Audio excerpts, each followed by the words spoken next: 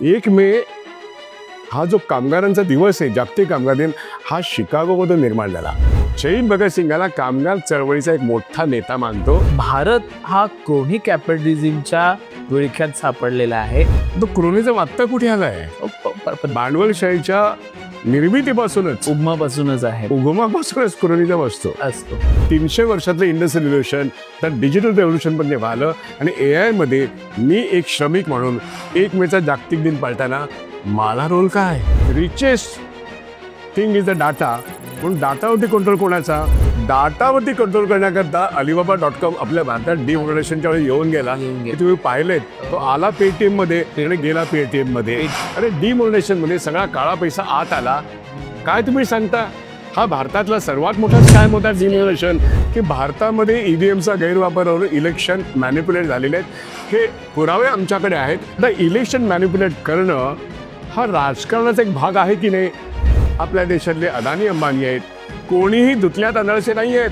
हे इथे वेल्थ क्रिएशनसाठी आहेत आणि स्वतःच्या वेल्थ क्रिएशनसाठी आहेत. ते तुमच्या माझ्या देशाच्या वेल्थ क्रिएशन नाही आहेत. या देशाचे एकूण 10 कॉर्पोरेट्स म्हणून या देशाच्या सरकारची नीती ठरवतात. कॉर्पोरेट्सना वाकवून, वळवून, धमक्या देऊन, चापट्या मारून, ED लावून, CBI लावून जर कोणी फंडिंग करत असेल तर त्याला एक्सटॉर्शन म्हणत नाही. भारतामध्ये 35 कोटी जनता ही डायरेक्ट बेरोजगार आहे. म्हणजे हा माझा आकडा नव्हे, हा सरकारचा आकडा आहे की 1 मुद्रा लोनमधून किमान 5 रोजगार निर्माण होतील असं जर भारत सरकारचं मत होतं मुद्रा लोन देताना. तर 33 लाख कोटी दिले आणि 52 कोटीचा रोजगार निर्माण झाला. तर मग हे 32 कोटी कुठे आहे बाबा? की 33 लाख कोटी 52 कोटी लोकांना दिले असतील, ते 52 कोटी कोण? 142 कोटीमध्ये 52 कोटी लोक तुम्ही रोजगार निर्माण केला. तर मग हा 32 कोटीचा बेरोजगाराचा तुमचा आकडा खरा का खोटा? म्हणजे या देशाचं सरकार स्थलांतरित कामगार, मायग्रेटेड लेबर किती आहे या देशामध्ये हे सांगू शकलं नाही. मायग्रेटेड लेबरचा जो 79चा ॲक्ट आहे तो अजूनही जिवंत आहे. वापर कुठेच नाही. बँकांच्या चेअरमनला माझं आव्हान आहे की तुम्ही किती 52 कोटी लोकांना दिले, किती शेतकऱ्यांना पंतप्रधान किसान योजनेमधून दिले, ते बेनिफिशरी लाभार्थी कोण आहेत याची राज्य न्याय यादी द्या आणि किती रोजगार त्यातून निर्माण झाला याची यादी द्या, असं मी जाहीरपणे आव्हान देतो तुमच्या या मुलाखतीच्या माध्यमातून. 1200 लोकांची लिस्ट आहे. बापरे. ज्यांनी स्टेट बँक ऑफ इंडियामधून बॉन्ड्स विकत घेतले आणि भाजपला किंवा आणखीन पक्षाने दिले. सुप्रीम कोर्टाने इलेक्ट्रल बॉन्ड नाकारल्यानंतर त्यात 13,000 कोटीची माती झाली ना. आणि भारतीय जनता पक्ष किंवा कोणताही पक्ष असो, त्यांनी जर ते बॉन्ड्स वापरले असतील तर या देशाच्या अर्थव्यवस्थेमध्ये टॅक्स न भरलेला पैसा किती मोठ्या प्रमाणात फिरतोय याच्यावरती तुम्ही लक्ष केंद्रित करणार की नाही? ज्याला सुद्धा अर्थव्यवस्थेतला क्रोनिझम म्हणतात. अगदी मोदींच्या भाषेत बोलतो, हम तो पूरे 80 करोड़ लोगों को 5 किलो का अनाज दे रहे, अब वो हम 100 करोड़ लोगों को देंगे.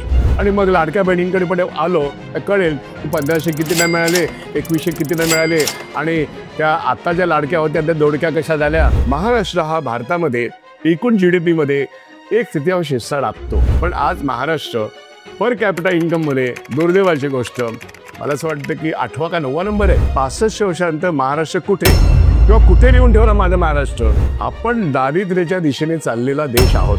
या निर्मला सीतारामनने 2022, 23, 24 मध्ये सगळ्या पब्लिक सेक्टरची जी ॲसेट्स आहेत, म्हणजे पब्लिक ॲसेट्स विकण्याकरता दीपम नावाच्या प्लॅटफॉर्मवरून जो ॲसेट मोनरेशन पाईपलाईन काढलाय, हा म्हणजे कहर आहे कहर. बाजारातलं मूल्य एखाद्या कंपनीचं 100 रुपये आहे तर मार्केटमध्ये त्याच्या शेअरचं मूल्य हे 4,000 आणि 5,000 कसं असू शकतं? मग लोक म्हणतात, अरे मग आपण सोन्यात गुंतवूया, मग आपण म्युच्युअल फंडात गुंतवूया, म्युच्युअल फंड सही आहे, मग आम्हाला सचिन तेंडुलकर आठवतो, आम्हाला अमिताभ बच्चन आठवतो, मग आम्ही आमचे ठेवी मोडतो आणि ठीक राहतो आणि मग शेअर बाजाराची माती झाली हे रडत बसतो. आणि ॲलन मस्क म्हणतो, अरे बिटकॉईनमध्ये इन्व्हेस्ट करा, ती दुसरी क्रिप्टोकरन्सी आहे. आणि संपूर्ण जग हे त्या ट्रम्प टॅरिफच्या संकटातून आता खड्ड्यात जाईल का वरती जाईल का कुठे ठरेल का हे ट्रेड वॉर तिसरं युद्ध बनेल. यस. नमस्कार. केतकी प्रकाशन प्रस्तुत जनमत विचार आणि संस्कृतीचा मंच त्या यूट्यूब चॅनलवर आपले पुन्हा एकदा सहर्ष स्वागत.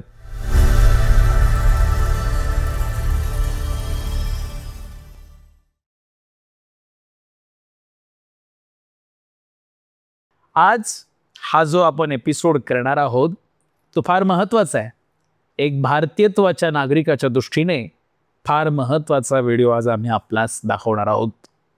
1 मे कामगार दिन, आंतरराष्ट्रीय कामगार दिन आणि 1 मे महाराष्ट्र दिन या निमित्ताने आजच्या या पॉडकास्टचे पाहुणे आहेत ज्येष्ठ बँकिंग तज्ज्ञ, कामगार संघटनेचे नेते आणि अर्थतज्ज्ञ विश्वास उडगी.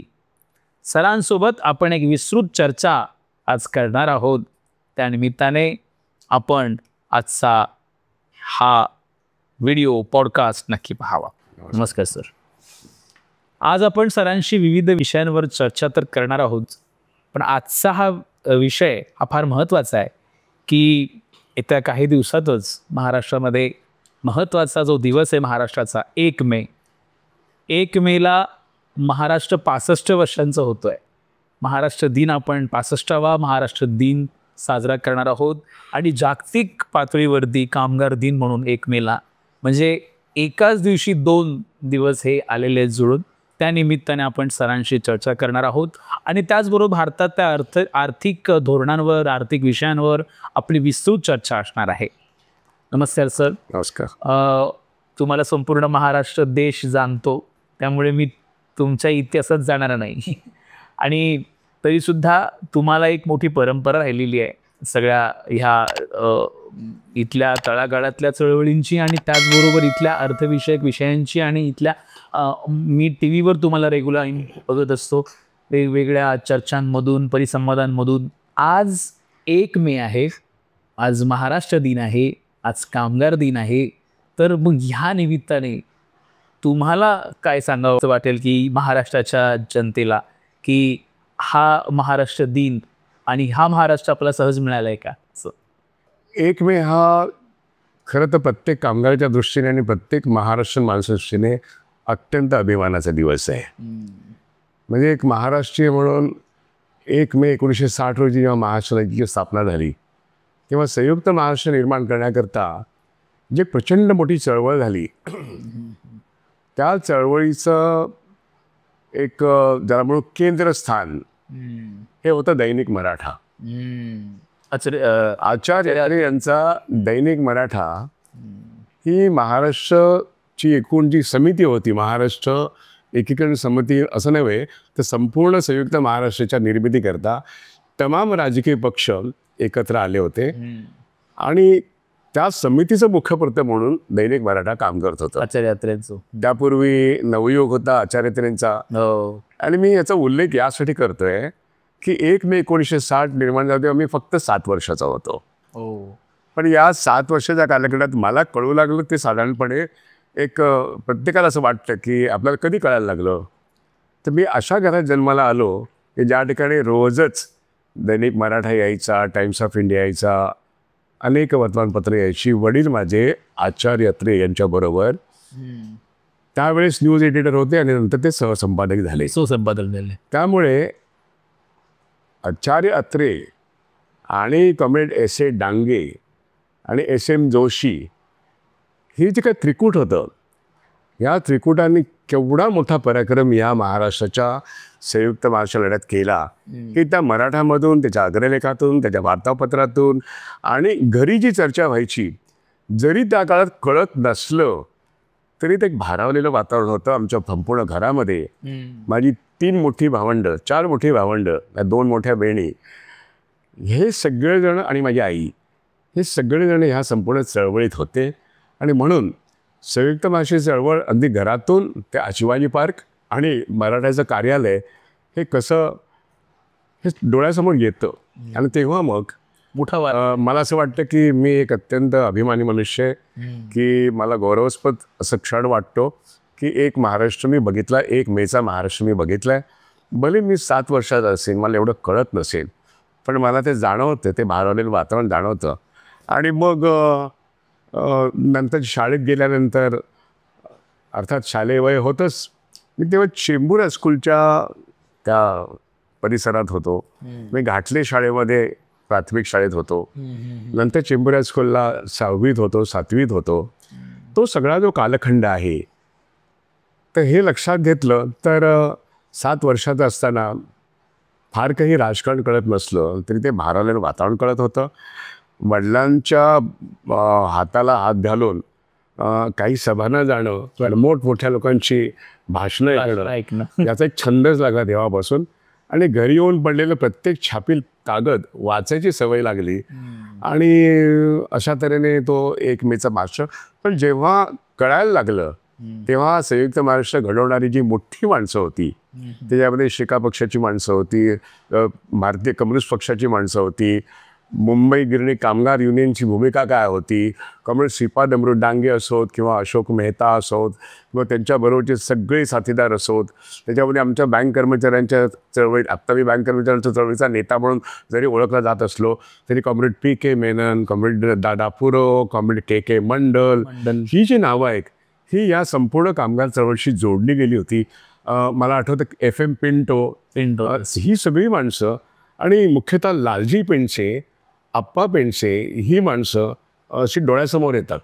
कारण ते घरीच मी त्यांना बघायचो लहानपणापासून. त्यामुळे एक मी म्हटल्यानंतर माझं घरचं वातावरण आणि हा संपूर्ण महाराष्ट्र हा बेळगावसहित कारवारसहित एक होणं हे का जमलं नाही, हे जेव्हा मी इयत्ता 8वीत असताना बेळगावमध्ये प्रवेश केला शालेय जीवनामध्ये, तर मी मुंबईमध्ये 1ली ते 7वी काढली.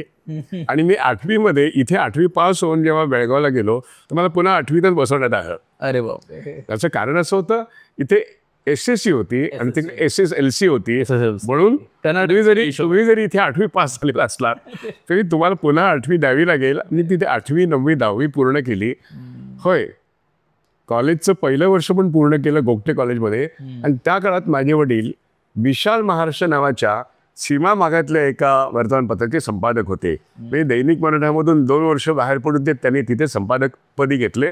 तेव्हा तरुण भारतचे बाबूराव ठाकूर आणि विशाल महाराष्ट्र संपादक रामभाऊ उडगी हे दोघेही त्यावेळेस मित्र होते. आम्ही अजून विद्यार्थी दशेत होतो. पण सीमा भागातला जो लढा संयुक्त महाराष्ट्रात झाला, ज्याचे नेतृत्व कॉम्रेड कृष्णा मेंडसेंनी केलं, म्हणजे CPIचे त्यावेळेचे नेते होते. आत्ता ते वारले. आत्ता हल्ली वारले. मला वाटतं मागच्याच महिन्यात वारले. तर त्यांचे चिरंजीव आनंद मेंडसे ते गोविंदराव सक्सेना कॉलेजमधून प्राध्यापक प्रिन्सिपल म्हणून निवृत्त झाले. आम्ही समवयस्क आहोत. त्यामुळे बेळगावात गेल्यानंतर सुद्धा माझे वडील असतो रामभाऊ उडगी, त्यानंतर कृष्णा मेंडसे, त्यानंतर समाजवादी पक्षाचे राम, त्यांचं आडनाव मला आठवत नाही, ही सगळी मंडळी कामगार चळवळ असो, शेतकरी चळवळ असो किंवा बेळगाव कारभार सहित संयुक्त महाराष्ट्र झाला पाहिजे ही भाषा तेव्हाही, म्हणजे ही 67, 68, 69 आणि आजही ती भाषा आहे. त्यामुळे आज जेव्हा तुम्ही म्हणता की 65 वर्ष पूर्ण होत आहेत आणि 66 वर्ष लागते, तरी आजही संयुक्त महाराष्ट्र चळवळीतला तो भाग जो आहे कर्नाटकामधला, जो मराठी भाषिक आहे आणि ज्यांचं महाराष्ट्रावरती प्रेम आहे, त्यांना सीमा भागातला भाग यांच्याबरोबर मला वाटतं मी एक दिवस सत्याग्रहात केला आणि मला शाळेबाहेर बसवण्यात आलं. त्यामुळे सीमा भागात काय वातावरण असू शकतं ते मी शालेय विद्यार्थी असताना पण अनुभव केलेला आहे. आणि मातृभाषा माझी कानडी असून ही मला सांगावी लागते की माझी मातृभाषा कानडी आहे. होय, माझी मातृभाषा कानडी आहे. पण महाराष्ट्रामध्ये जे जे कोणी आले ते महाराष्ट्राचे झाले. मी तर केवळ 6 महिन्याचा असताना मुंबईत आलो आणि मुंबईकर आणि महाराष्ट्राचा झालो. आणि मी मराठी शिकलो, कानडी बोलतो, गुजराती बोलतो, इंग्रजी बोलतो, हिंदी बोलतो, सगळं काही समजतं, कारण का मी मुंबईकर आहे. पण आत्ता जेव्हा सांगायचा मुद्दा येतो, तुम्ही जो प्रश्न विचारला की 1 मे महाराष्ट्र दिन, संयुक्त महाराष्ट्र, याच्यामागे मला एक गोष्ट स्पष्टपणे माहिती आहे की लहानपणापासून मी काही मोठ्या लोकांना घरात बघितलं, आसपास बघितलं, ते 1 मेच का निवडला, याच्यामागे आचार्य अत्रे, SM जोशी आणि डांगे जेव्हा यशवंतराव चव्हाण 1 मेला महाराष्ट्राची अनाउन्समेंट करणार, तो जो अमृत कलश आहे तो घेऊन येणार, त्यांनी आणला आणि 1 मे ठरली. पण 1 मेच असावी ही तारीख ही SA डांगे, म्हणजे कॉम्रेड श्रीपाद अमृत डांगे यांनी चक्क पार्लमेंटमध्ये हा प्रश्न उपस्थित केला. हो. एस.एम. जोशी, आचार्य आणि हे सगळे नेहरूंना भेटायला गेले. आणि तेव्हा आंतरराष्ट्रीय कामगार दिनाच्या दिवशी महाराष्ट्राचा स्थापना दिन जाहीर व्हावा आणि नेहरूंनी गोष्ट मान्य केली.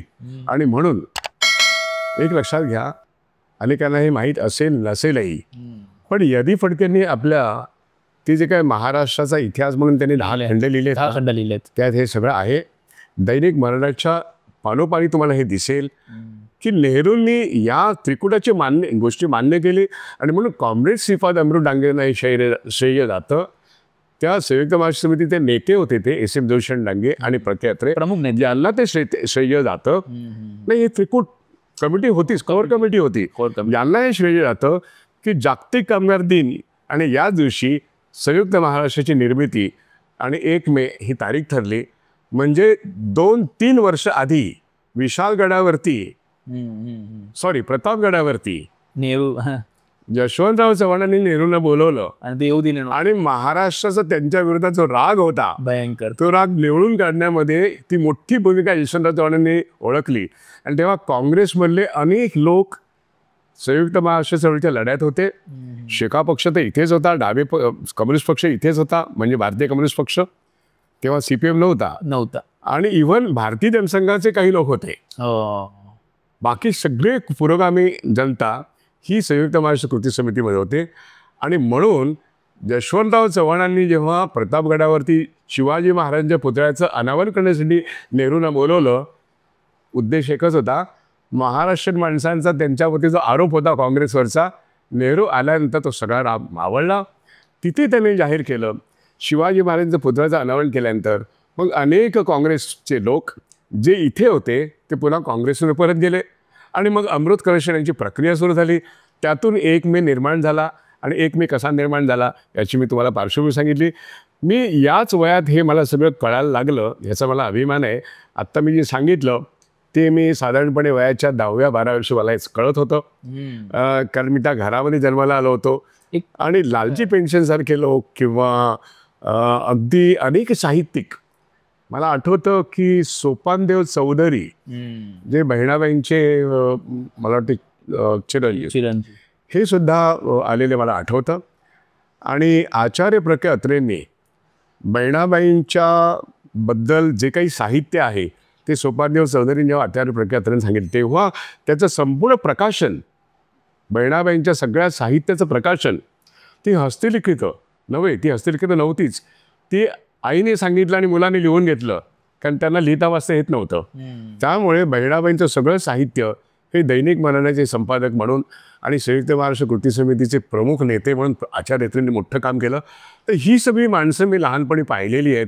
म्हणून संयुक्त महाराष्ट्र म्हणजे स्थापना दिवस, आंतरराष्ट्रीय कामगार दिन, मी स्वतः कामगार चळवळीचा एक अनेक वर्ष नेतृत्वपदात राहिलो. बँक कर्मचाऱ्यांच्या संघटनेत पहिल्या दिवसापासून मी नेता म्हणून काम केलेलं आहे आणि अजूनही आहे. त्यामुळे बँक कर्मचारी चळवळ असो, कामगार चळवळ असो, संयुक्त महाराष्ट्र चळवळ असो आणि त्यानिमित्तानं होणारं अर्थकारण, त्यानिमित्तानं होणारं राजकारण, म्हणून जागतिक कामगार दिनाचं जे वैशिष्ट्य आहे की 8 तासाचा दिवस, याची निर्मिती कशी झाली. आणि लोक म्हणतात की लाल रंग हा रशियातून आला वगैरे, तर ही सुद्धा मिथ आहे. कसं हे कळायला थोडा उशीर लागला, पण कळलं की अमेरिकेतल्या शिकागो या प्रांतामध्ये जेव्हा एक फार मोठी चळवळ तिथल्या कामगारांनी केली, त्यांच्यावरती बेछूट गोळीबार झाला आणि त्या गोळीबारातून त्यांच्या अंगावरचे कपडे, स्त्रिया पुरुष सगळ्यांचे कपडे भिजले. गोळीबारात त्यांचे कपडे भिजले तर पुरुषांनी आपले टी-शर्ट काढून हातातल्या काठीवर रोवले आणि तो रेड फ्लॅग बनला. आणि त्यानंतर 1 मे आंतरराष्ट्रीय कामगार दिन हा जाहीर झाला. ही गोष्ट अनेक आंधळ्या लोकांना अजूनही कळत नाही की रशिया म्हणजे लाल म्हणजे लाल झेंडा. आता आजच म्हणजे 22 तारखेला कॉम्रेड लेनिन यांचा जन्मदिवस आहे. काल कॉम्रेड लेनिन आणि कॉम्रेड मार्क्स हे अत्यंत महत्त्वाचे आहेत. No doubt. रशियाची निर्मिती बोल्शेविक पार्टीने केली आणि फार मोठी कामगारांची सत्ता तिथे स्थापन झाली. 1917 झाली. पण 1 मे हा जो कामगारांचा दिवस आहे, जागतिक कामगार दिन, हा शिकागोमध्ये निर्माण झाला. एका एका एका हक्काच्या मागणीसाठी हजारो लोक जेव्हा रस्त्यावरती चालतात त्यांच्यावरती त्यावेळची शोषण व्यवस्था की तुम्हाला उत्तर तुमचा हक्क देणार नाही, गोळ्या खा. गोळ्या खाऊन लोकांनी तो लाल झेंडा आपल्या काठीला उभा केला. तो जागतिक कामगारांचा रेड फ्लॅग झाला. ती लाल झेंड्याची निर्मिती म्हणजे 1 मे आंतरराष्ट्रीय कामगार दिवस. आणि त्याचा संदर्भ घेऊन जेव्हा कॉम्रेड श्रीपाद अमृत डांगे भारतीय कम्युनिस्ट पक्षाचे त्यावेळचे अध्यक्ष, जे मरेपर्यंत अध्यक्ष होते, पण कॉम्रेड श्रीपाद अमृत डांगे हे भारतीय कम्युनिस्ट पक्षाचे संस्थापक होते, पण मुंबईतल्या तमाम गिरणी कामगारांचे आणि या देशातल्या तमाम कामगार संघटनांची जी जननी आहे त्या ऑल इंडिया ट्रेड युनियन काँग्रेसचे पण संस्थापक होते. आणि अशा सगळ्या पार्श्वभूमीवर 1 मे जागतिक कामगार दिन, 1 मे महाराष्ट्र संस्थापन. आणि त्याच दिवशी मी तुम्हाला सांगतो की गुजरातचं पण आहे. कारण का हे बघा, महाराष्ट्र कुठे होता?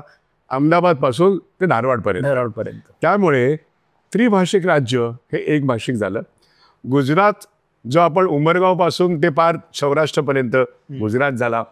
त्यानंतर आपल्या बेळगावपासून पुढे बंगलोरपर्यंत आणि मैसूरपर्यंत कर्नाटक झालं. अशा तऱ्हेने ती भाषिक सूत्र जे 56 सालचं नेहरू सरकारचं धोरण होतं, त्या धोरणाची अंमलबजावणी ही त्या ठिकाणी झाली. आणि मग त्याची अशी एक मोठी पार्श्वभूमी जी मला वयाच्या 7व्या वर्षापासून डोळ्याने बघितली, कळायला जरा उशिरा लागलं, पण त्यातलं ते क्रांतिकारक होत आहे. 1 मे आंतरराष्ट्रीय दिवस आणि 1 मे महाराष्ट्र स्थापना दिवस, याची आता 65 वर्ष होतात. तेव्हा आज जेव्हा आम्ही वयाच्या 70ला आलेलो आहोत, तेव्हा 65 वर्ष मागे म्हणून बघितलं तर हा महाराष्ट्र बदलला कसा, हे जग बदललं कसं, कामगार बदलला कसा, अर्थव्यवस्था बदलली कशी, कामगार जो मॅन्युफॅक्चरिंग सेक्टरमधून इंडस्ट्रियल रेव्होल्युशनपासून त्या डिजिटल रेव्होल्युशनपर्यंत कसा आला, हा जो प्रवास आहे ना, हा अत्यंत रोमहर्षक आहे. आणि मग मी मिळवलेला दिवस, 8 तासाचा दिवस, 1 मे ज्यासाठी मी गाजवतो, तो आज 8 तासाचा दिवस कुठे आहे असं मला आज जाहीरपणे म्हणावंसं वाटतं.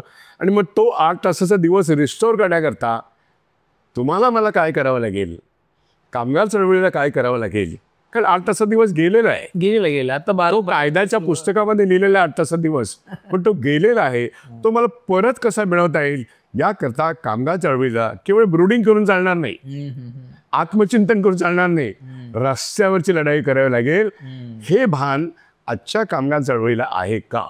जे भान 1 मेची निर्मिती करताना होतं, ते भान आजच्या महाराष्ट्रीयन माणसाला 65 वर्षानंतर महाराष्ट्र कुठे किंवा कुठे नेऊन ठेवला माझा महाराष्ट्र, या दोन्ही गोष्टी आपल्याला नीटपणे विचार घ्यायला लागेल. आणि म्हणून माझं हे एक विस्तृत निवेदन मला 1 मेच्या निवेदन करायचं वाटलं. क्या बात आहे सर.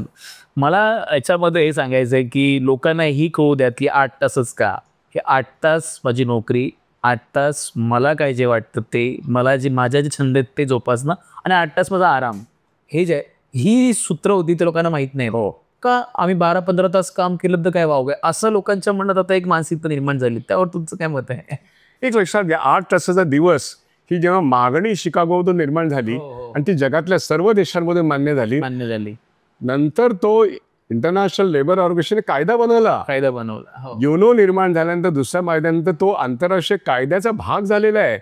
आणि प्रत्येक देशामध्ये जो विकसित देश असेल किंवा विकसित पावलेला देश असेल, भांडवलशाही देश असेल किंवा साम्यवादी देश असेल, त्या ठिकाणी याला कायद्याचं स्वरूप आलेलं आहे.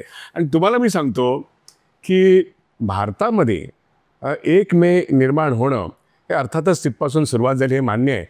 पण कामगार चळवळीला एक आकार उकार देण्यासाठी 1925 20 साली जरी भारतीय ट्रेड युनियन काँग्रेस आयटकची स्थापना झाली असली तरी तत्पूर्वी भारत देशात विविध ठिकाणी, पण तमिळनाडू असेल, कलकत्ता असेल, धनबाद असेल, लोखंडे, नारायण मेघाजी, मुंबई शहरामध्ये गिरणी कामगारांचे नेते नारायण मेघाजी लोखंडे, डॉक्टर बाबासाहेब आंबेडकर आणि आमचे श्रीपाद अमृत डांगे, ही सगळी माणसं 12 तास काम करत होती. तिथून 8 तासाचा दिवस आणणं यासाठी त्यांनी झगडा केला आणि त्यातून तो निर्माण झाला. म्हणजे असं नाही झालं की अमेरिकेत तो आंदोलन झालं म्हणून सगळीकडे झालं नाही, युनोने कायदा केला म्हणून सगळीकडे झालं नाही. इव्हन 1950 साली संविधान निर्माण झालं, त्यात हे जरी सगळं असलं तरी या 8 तासाच्या दिवसासाठी आणि अनेक कामगारांच्या हक्कासाठी शहीद भगतसिंगांपासूनची 100 वर्षाची लढाई आहे. आणि मला आता तुम्हाला सांगावंसं वाटतं की शहीद भगतसिंग हा 1931 मध्ये त्याला फाशी दिली. पण ह्याची स्वतःची एक कामगार संघटना होती आणि लाला लजपतराय यांच्यावरती जेव्हा लाठीमार झाला, मला वाटतं सायमन कमिशन गो बॅक हे आंदोलन चालू होतं आणि तेव्हा लाठीमार झाला आणि त्याच्या इथे मार लागला, म्हणजे त्यांच्या कपाळालाच मारला आणि रक्तबंबाळ झाले. याचा बदला घेण्याकरता शहीद भगतसिंगने ब्रिटिश सोल्जरांवरती प्रतिहल्ला केला. पण त्याचं म्हणणं काय होतं, ब्रिटिशांच्या सत्तेविरुद्ध लढत असताना त्याने इथल्या कामगारांना एकवटलं आणि त्याची मुख्य मागणी, मी त्याला एक अत्यंत अव्वल दर्जाचा कामगार नेता समजतो. त्याची मागणी अशी होती, मला वाटतं त्याच्या संघटनेचं नाव होतं हिंदुस्थान नाही रिपब्लिकन पक्ष तर होताच, सोशलिस्ट रिपब्लिकन पार्टी, पण त्याच्या कामगार संघटनेचं नाव पण तसंच होतं आणि त्याला रिकॉग्निशन मिळावं, रजिस्ट्रेशन मिळावं ही त्याची मागणी होती.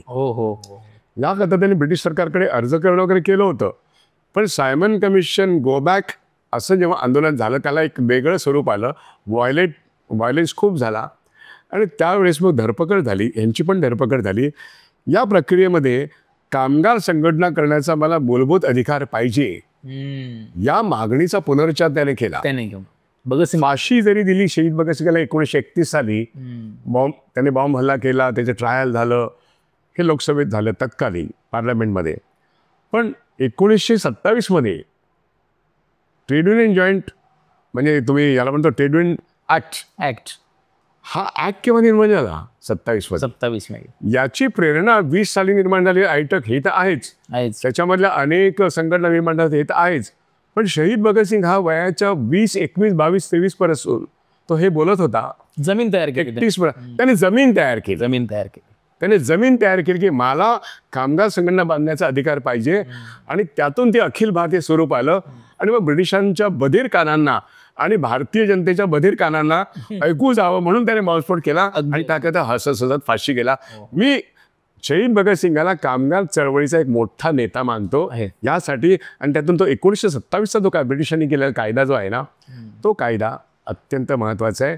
हे आपण 1 मे आंतरराष्ट्रीय दिवस जेव्हा करतो ना, तेव्हा आपण शहीद भगतसिंगला लाल सलाम केला पाहिजे, अगदी त्याला रेड सॅल्यूट केलं पाहिजे, असं माझं मत आहे. अगदी. आज भारतामध्ये आज 65 वर्षांनी, महाराष्ट्राच्या 65 वर्षांनी, महाराष्ट्रात संयुक्त महाराष्ट्र होऊन 65 वर्ष झालेली आहेत. कारवार, निपाणी, बेळगाव ही सगळी आता हे आहे भाग आहे नाही आहे हा अजूनही संघर्षाचा मुद्दा आजही तसाच तो धगधगता तिथे आहे. तिकडे आज कानडी भाषाही बोलली जाते आणि मराठी बोलली जाते आणि गुण्यागोविंदाने तिथे माणसं राहत आहेत, असं काही नाही की आहे. पण भारत हा क्रोनी कॅपिटलिझमच्या विळख्यात सापडलेला आहे आणि क्रोनी कॅपिटलिझम भारतामध्ये आलेला आहे आणि त्याच्यामुळे कामगारांची जी इथला अंमल आहे, अगदी इथे अंमल आहे आणि कामगारांची जी अवस्था झाली, भयावह अवस्था, त्याकडे तुम्ही कसं बघता आणि त्यातून तोडगा काय निघू शकतो? क्रोनी कॅपिटलिझम हा एक आधुनिक शब्द आहे. पण शेवटी क्रोनिझम म्हणजे काय? भांडवलशाही व्यवस्थेमध्ये ज्यांच्या हातात भांडवल आहे ते जे सत्ताधीश आहेत, प्रस्थापित पक्ष जे सत्तेमध्ये आहेत किंवा प्रस्थापित वर्ग जे सत्तेमध्ये आहेत, यांच्याशी हातात हात घालूनच काम करतात. तर हातात हात घालून काम करणं आणि एकमेकांसाठी काम करणं यालाच क्रोनिझम म्हणतात. अगदीच. तो क्रोनिझम आत्ता कुठे आलाय? भांडवलशाहीच्या निर्मितीपासूनच, उगमापासूनच आहे. उगमापासूनच क्रोनिझम असतो. आणि करप्शन सुद्धा भांडवलशाहीचीच उत्पत्ती आहे. त्यामुळे करप्शन, भ्रष्टाचार, क्रोनिझम हे आधुनिक शब्द नाही आहेत. हे भांडवलशाही व्यवस्थेशी जोडले गेलेले या एक अशा संकल्पना नव्हे, या प्रवृत्ती आहेत. त्यामुळे कालपरत्वे त्याचं स्वरूप बदललेलं आहे. आज ज्याला तुम्ही क्रोनिझम म्हणता किंवा क्रोनी कॅपिटलिझम म्हणता, ते या देशातला भांडवल, ज्याला हल्ली भांडवल हा शब्द कोणीच ओढत नसत. 1 मे 1960 मध्ये कॉम्रेड डांगेंची आणि SM जोशींची जर भाषणं ऐकली आणि अगदी काँग्रेसवाल्यांची पण भाषणं ऐकली तर ते भांडवल हा शब्द प्रयोग करत असत. कामगार, मजूर किंवा ज्यांच्या हातात कारखाने आहेत त्यांना ते भांडवलदार म्हणत. टाटा, बिर्ला, आणि घोषणा पण असायच्या की ये टाटा बिर्ला की जागीर नाही, ये हिंदुस्तान हमारा आहे, अशा घोषणा पण. आता हे जे भांडवलदार आहे म्हणजे त्या कंपन्यांचे जे मालक आहेत त्यांना आता आपण कॉर्पोरेट असं म्हणतो. कॉर्पोरेट म्हणतो.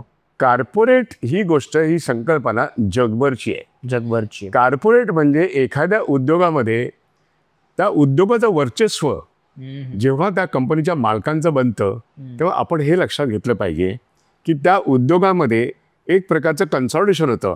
आधी 10 भांडवलदार असतील तर एक मोठा भांडवलदार अनेक छोट्या भांडवलदारांना संपवतो, तो त्यांना टेक ओव्हर करतो किंवा त्यांना स्पर्धेमधून नेस्तनाबूत करतो. या प्रक्रियेमध्ये तो एक कॉर्पोरेट निर्माण होतो त्या उद्योगाचा, आणि तो कॉर्पोरेट आपला हितसंबंध आणि जो सत्तेमधला राजकीय पक्ष असेल त्याच्या हस्ते आपला हितसंबंध ये न केन प्रकारेनं ज्या मिळेल त्या मार्गाने साधतो, त्याला कम्युनिझम म्हणतात. आणि आजच्या काळामध्ये त्याला तुम्ही जो शब्दप्रयोग वापरला ती प्रचलित शब्द आहे तो. तो प्रचलित शब्द आहे, केला गेलाय तो प्रचलित शब्द. पण माझं म्हणणं त्याचा उगम भांडवलशाही व्यवस्थेच्या उगमाबरोबर झालेला आहे. अगदी अगदी. आपण हे लक्षात घेतलं पाहिजे की कार्ल मार्क्सने या देशाच्या बदलत्या जगाविषयीचं वर्णन आपल्या भांडवल नावाच्या ग्रंथामध्ये केलं आणि त्यांनी एक अर्थशास्त्रीय सिद्धांत मांडला. आता तो अर्थशास्त्रीय सिद्धांतामध्ये कामगार वर्गाच्या श्रमातून वर्कड मूल्य निर्माण होतं, म्हणजे सरप्लस निर्माण होतं. म्हणजे तुमचं भांडवल आहे, माझे श्रम आहेत, पण माझ्या श्रमाविना तुमच्या भांडवलाला अर्थ नाही, असा तो कालखंड होता. तेव्हा मशीन जन्माला आलं, त्यानंतर मशीनने परिसर बदलला. 2 माणसांचं काम एक मशीन करू लागला, 5 माणसांचं काम एक मशीन करू लागला. पण तरीसुद्धा माणसाच्या श्रमाचं मोल हे कसं असलं पाहिजे, तो एकूण उत्पादन व्यवस्थेमध्ये वर्कड मूल्य सरप्लस व्हॅल्यू निर्माण करतो, हा अर्थशास्त्रीय सिद्धांत मार्क्सने मांडला. म्हणून तो अर्थशास्त्रज्ञ आहे. तो बोलत हा एक फिलॉसॉफर आहे, तो एक पॉलिटिकल सायंटिस्ट आहे. आणि दास कॅपिटल हे जग बदलण्याचं तत्वज्ञान आणि हे अर्थतत्वज्ञान हे त्यात मांडलेलं आहे. आणि म्हणून मग जगभरचे लोक विचार करू लागले की मी श्रम देतो, मला मोल किती, आणि म्हणून मी संघटित व्हायला पाहिजे. आणि म्हणून 1 मेचा जागतिक दिन हा त्याच्यातून निर्माण झाला. आणि हीच विचारसरणी शहीद भगतसिंगांची होती, हीच विचारसरणी प्रत्येक कामगार संघटनेची निर्माण झाली. ती अनेक झेंड्यांमध्ये असली तरी हा जो मुद्दा मी तुम्हाला सांगतो की आज जेव्हा तुम्ही क्रोनी कॅपिटलिझम म्हणता, तर भांडवलशाहीचा विकास दर 10 वर्षाने आधुनिक तंत्रज्ञानाच्या आणि आधुनिक भांडवलाचा वापर करत करत मानवी संसाधनं देशोदेशीची एकवटत त्याचं उत्पादन कुठे करावं, त्याचं वितरण कुठे करावं, त्याचा बाजार कुठे आहे, माणसं कोणती लागतील, कोणतं नैसर्गिक साधन संपत्ती लागेल, त्यात माणसं किती लागतील आणि साधन सामुग्री, त्याचा व्हॅल्यू, या सगळ्याची गणित म्हणून बाजार बनतो. अगदी. आणि त्या बाजाराचं वर्णन मार्क्सने केलेलं आहे. आणि मार्क्स नंतर अनेक लोकांनी त्यात भर घातलेली आहे. असं गेले 300 वर्षाचा औद्योगिक क्रांतीच्या दिवसामध्ये मशीनपासून ते कॉम्प्युटरपर्यंत तुम्ही आलात आणि कॉम्प्युटरवरून तुम्ही ते डिजिटलपर्यंत आलात. आणि या प्रक्रियेमध्ये माणसाची जी श्रमशक्ती आहे ही विकत घेण्याची ताकद ही त्या कॉर्पोरेटची, त्या भांडवलदाराची. आणि आता तुम्ही म्हणता की तो क्रोनी कॅपिटलिझम आहे. तो क्रोनिझम हा सत्तेशी त्या भांडवलदाराचा जो व्यवहार असतो त्याला क्रोनिझम म्हणतात. अगदी अगदी.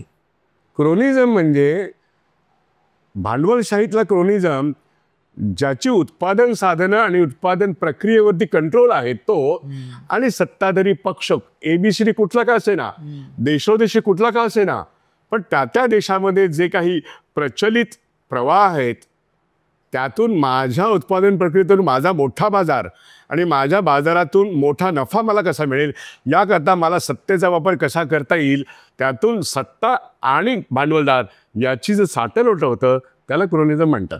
आणि म्हणून आजचं क्रोनिझम प्रॉपरली काही कॉर्पोरेट्स आपण सांगू शकतो. आज आपण जवळजवळ 21व्या शतकात आहोत.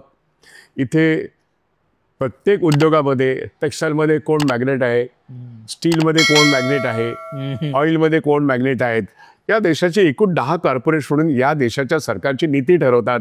आणि याच देशाचं सरकार या 10पैकी 2-3 लोकांशी अत्यंत साटेलोटं करतं.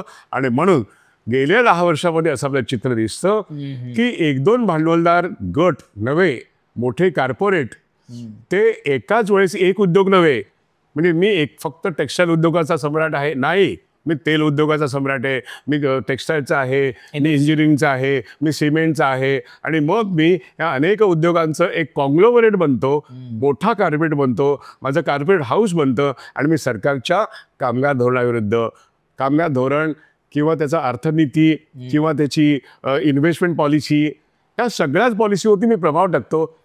त्याला क्रोनिझम म्हणतात. बरोबर, अगदी बरोबर. मला असं म्हणायचं आहे की तो काळ गेला जेव्हा गोरे काळ्यांवरती राज्य करायचे आणि मग देश गुलाम व्हायची आणि मग देशामध्ये गुलामगिरी असायची आणि मग स्वातंत्र्यासाठी आपण लढायचं. आता सगळे देश स्वतंत्र आहेत. आता इथे गुलाम बनवण्याची पद्धत बदललेली आहे. इथे तुमच्या अर्थकारणावर जर कब्जा असेल मग तुमच्या देशाला आम्ही जसं सांगतो तसं करावं लागतं. ही अवस्था सध्या निर्माण केलेली आहे. मग ही अवस्था याला ही लढाई किती भयानक असेल आणि याच्याबद्दल तुमचं काय मत आहे? हा प्रश्न अत्यंत चांगला आहे. कारण पूर्वी एखाद्या देशाला, म्हणजे हिटलरने पहिलं महायुद्ध आपल्यावरती लादलं, दुसरंही महायुद्ध लादलं, मुसोलिनी लादलं, हिटलरने लादलं, आपल्याला माहिती आहे. पण नंतर त्या देशांचा पराभव झाला. ज्यांनी युद्धाची सुरुवात केली त्या देशांना बेचिरात व्हावं लागलं. हे पहिलं जागतिक महायुद्ध आणि दुसरं जागतिक महायुद्ध आपण पाहिलं. याने जग आपल्या हातात यायला पाहिजे ही त्यांची आसुरी महत्वाकांक्षा होती. पण ज्यांनी ही महत्वाकांक्षा केली ते 14 ते 18, आणि नंतर आपण बघितलं की 37-38 मध्ये सुरू झालेलं दुसरं महायुद्ध 42 पर्यंत संपलं. या प्रक्रियेमध्ये जगाचा नकाशा बदलला. आणि तुम्ही मगाशी सांगत जे होता की ब्रिटिशांची कॉलनी होती, वसाहतवाद होता, फ्रेंचांची कॉलनी होती, पोर्तुगीजांची कॉलनी होती की नाही? होते नक्कीच. डच होते, पोर्तुगीज होते, फ्रेंच होते, स्पॅनिश होते. या सगळ्यांनी जगाची वाटणी केली होती ऑलरेडी. भारतामध्ये आपण 200 वर्षाचं ब्रिटिशांचं राज्य बघितलं आणि त्याच वेळेस पोर्तुगीज आपल्या गोव्यामध्ये होते आणि पॉंडिचेरी फ्रेंचांकडे होतं. पण हीच गोष्ट आफ्रिकेतल्या अनेक राष्ट्रांवरती पोर्तुगीज होते, फ्रेंच होते, डच होते. अमेरिका शेवटी ब्रिटिशांनी शोधून काढला आणि अमेरिका ही ब्रिटनची कॉलनी बनली होती. दक्षिण अमेरिकेमध्ये पोर्तुगाल, डच आणि स्पेन यांच्या कॉलनीज अनेक देश होते. आपल्याला माहिती आहे सगळं. मुद्दा हा की तो एक असा कालखंड होता जेव्हा इंडस्ट्रियल रेव्होल्युशनची सुरुवात होती, औद्योगिक क्रांतीची. तेव्हा बलिष्ठ राष्ट्रांनी जाऊन मागास राष्ट्रांवरती कब्जा घ्यावा आणि त्या ठिकाणी जंगल संपत्ती आणि जमीन, पाणी याच्यावरती कंट्रोल करणं हे त्यावेळेचं सूत्र होतं. जमीन, जंगल, पाणी याच्यावरती कंट्रोल करण्याकरता जमीन प्रत्यक्षात सैन्य पाठवणं, आणि मग माझ्या हातात शस्त्र आहेत, त्याच्या हातात तो निशस्त्र आहे. त्यामुळे देश आणि राज्य जिंकणं सोपं होतं. या कॉलनी सुद्धा भारतात 200 वर्ष, पण तुम्ही बघा अनेक देशात 500-500 वर्ष. गोवा जवळपास 450-500 होतं, पोर्तुगीजांचा डर होता. 500 वर्ष टोटल. ही वस्तुस्थिती लक्षात घेतली तर पूर्वी प्रत्यक्ष सैन्य पाठवून व्यापाराच्या निमित्ताने होईना किंवा अन्य निमित्ताने होईना दुसऱ्याचा देश लुटणं आणि कंट्रोल करणं आणि मग त्या ठिकाणी आपली बाजारपेठ निर्माण करणं. औद्योगिक क्रांतीच्या सुरुवातीनंतर सुद्धा आपली बाजारपेठ निर्माण करण्याकरता शस्त्र आणि डोकं, व्यापार याचा वापर झाला. पण आता त्याची गरज नाही राहिली. पहिलं महायुद्ध आणि दुसरं महायुद्ध हे आधुनिक झालं. मी तुम्हाला सांगितलं तो 200-300 वर्षाचा इतिहास. पण आता भांडवलशाहीच्या विकासाच्या टप्प्यामध्ये जेव्हा जग एकत्र येऊ लागलं तेव्हा जगभरच्या करन्सीज, पूर्वी वस्तू आपण एकमेकाला देत असो आणि वस्तूचा व्यवहार यायचा. आता वस्तू विकून मला एक करन्सी मिळते आणि ती माझी करन्सी असेल, म्हणजे पाऊंड असेल, डॉलर असेल, आज युरो निर्माण झालं युरोपमध्ये. तर प्रत्येक देशाला व्हायचं माझी करन्सी वाढली पाहिजे. आज या सगळ्या प्रक्रियेमध्ये डॉलर, पाऊंड याचं वर्चस्व आहे. हे वर्चस्व निर्माण करणं हे अमेरिकेच्या एकूणच अर्थरचनेचा एक भाग होता. त्या दुसऱ्या महायुद्धानंतर जेता देश कुठला असेल आणि ज्या देशावरती कधीच कुठला हमला झाला नाही, म्हणून ज्याच्यावरती ऑलवेज कॉन्कर्ड अशी एक डेफिनेशन अमेरिकेच्या बाबतीत जी निर्माण झाली, त्यामुळे त्यांचे रिसोर्सेस प्रचंड, साधनसामुग्री प्रचंड, भांडवल प्रचंड, जेता देश. त्यामुळे दुसऱ्या महायुद्धानंतर त्यांनी जे डिक्टेट केलेले टर्म्स होते, त्यांनी निर्माण केलेल्या संस्था ज्या होत्या त्या संस्थांमध्ये सर्व देशांना एकवटणारी योनो होती, पण ती अमेरिकेने फंडिंग केलेलं होतं. फंडिंग केलं. वर्ल्ड बँक निर्माण केलं, पण त्या वर्ल्ड बँकेमध्ये सर्वात जास्त त्यांचा वाटा होता. कोणाचा किती वाटा असेल हे सुद्धा अमेरिकेने ठरवलं, कारण तो जेता देश होता. आणि अशा या प्रक्रियेमध्ये युरोप पुरता इंटरनॅशनल मॉनिटरी फंड, लक्षात घ्या, दुसऱ्या महायुद्धानंतर ही जी काही 3 मोठी संस्था निर्माण झाली, ज्याचा मागे दोस्त राष्ट्र होती. ब्रिटन होतं, रशिया होतं, अमेरिका होतं, युरोपमधले काही श्रीमंत देश होते. पण यांनी जगाची वाटणी फेर वाटली ही भांडवलच्या दृष्टीने कशी करता येईल, आणि बाजाराची आखणी त्यांनी केली की माझा माल जरी भारत स्वतंत्र झाला ब्रिटिशांकडून, तर ब्रिटिशांचा माल इथे कसा येईल, अमेरिकेचा माल कसा येईल, आणि भारताची बाजारपेठ पाऊंड आणि डॉलर कसे मिळवेल, या दृष्टीने जगाची व्यूहरचना झाली. हे ज्यांना भांडवलशाहीचा अभ्यास करायचा असेल त्या कामगार वर्गाला हे समजून घेणं आवश्यक आहे की पूर्वी युद्ध जिंकण्यासाठी सैन्य पाठवण्याची गरज होती. आता देश जग जवळ येत आलंय. आता तर हल्ली आपण ग्लोबलायझेशन म्हणतो. ट्रम्प सारखा मनुष्य जाऊ दे ग्लोबलायझेशन, आता लोकलायझेशन हे म्हणतो. पण म्हणजे WTO गुंडाळून तो अमेरिका इज अ फर्स्ट किंवा लोकल फर्स्ट असं जरी म्हणत असला तरी, म्हणून जगभरची आत्ता जी गेल्या 50 वर्षाची घोडदौड आहे ती अशी मिटली जात नाही. अगदी मला सांगण्याचा मुद्दा हा की डॉलर आणि पाऊंडमध्ये आता मुद्दा येतो. मी मार्केटवरती कब्जा केलेला आहे गेले 50, 60, 70 वर्ष दुसऱ्या महायुद्धानंतर. ते टिकवण्याची स्पर्धा आहे. आणि हे खरं जे भांडवल मी माझ्या करन्सीतून मिळवलं आहे ते नंतर कधी फायनान्स कॅपिटलमध्ये परिवर्तित झालं, म्हणजे वित्त भांडवलात परिवर्तित झालं, याचं आकलन आजच्या कामगार वर्गाला, मध्यम वर्गाला, इंटेलेक्च्युअल क्लासला कितपत आहे मी असं म्हणणार नाही. कोणाला कळत नाही. मी असं बिलकुल म्हणणार नाही. अभ्यासक असतात, अभ्यासक आपलं म्हणणं मांडतात. परंतु दुसऱ्या महायुद्धातलं इंडस्ट्रियल कॅपिटल त्यातून नंतर निर्माण झालं, त्याचा अमेरिकेचा, युरोपचा कब्जा.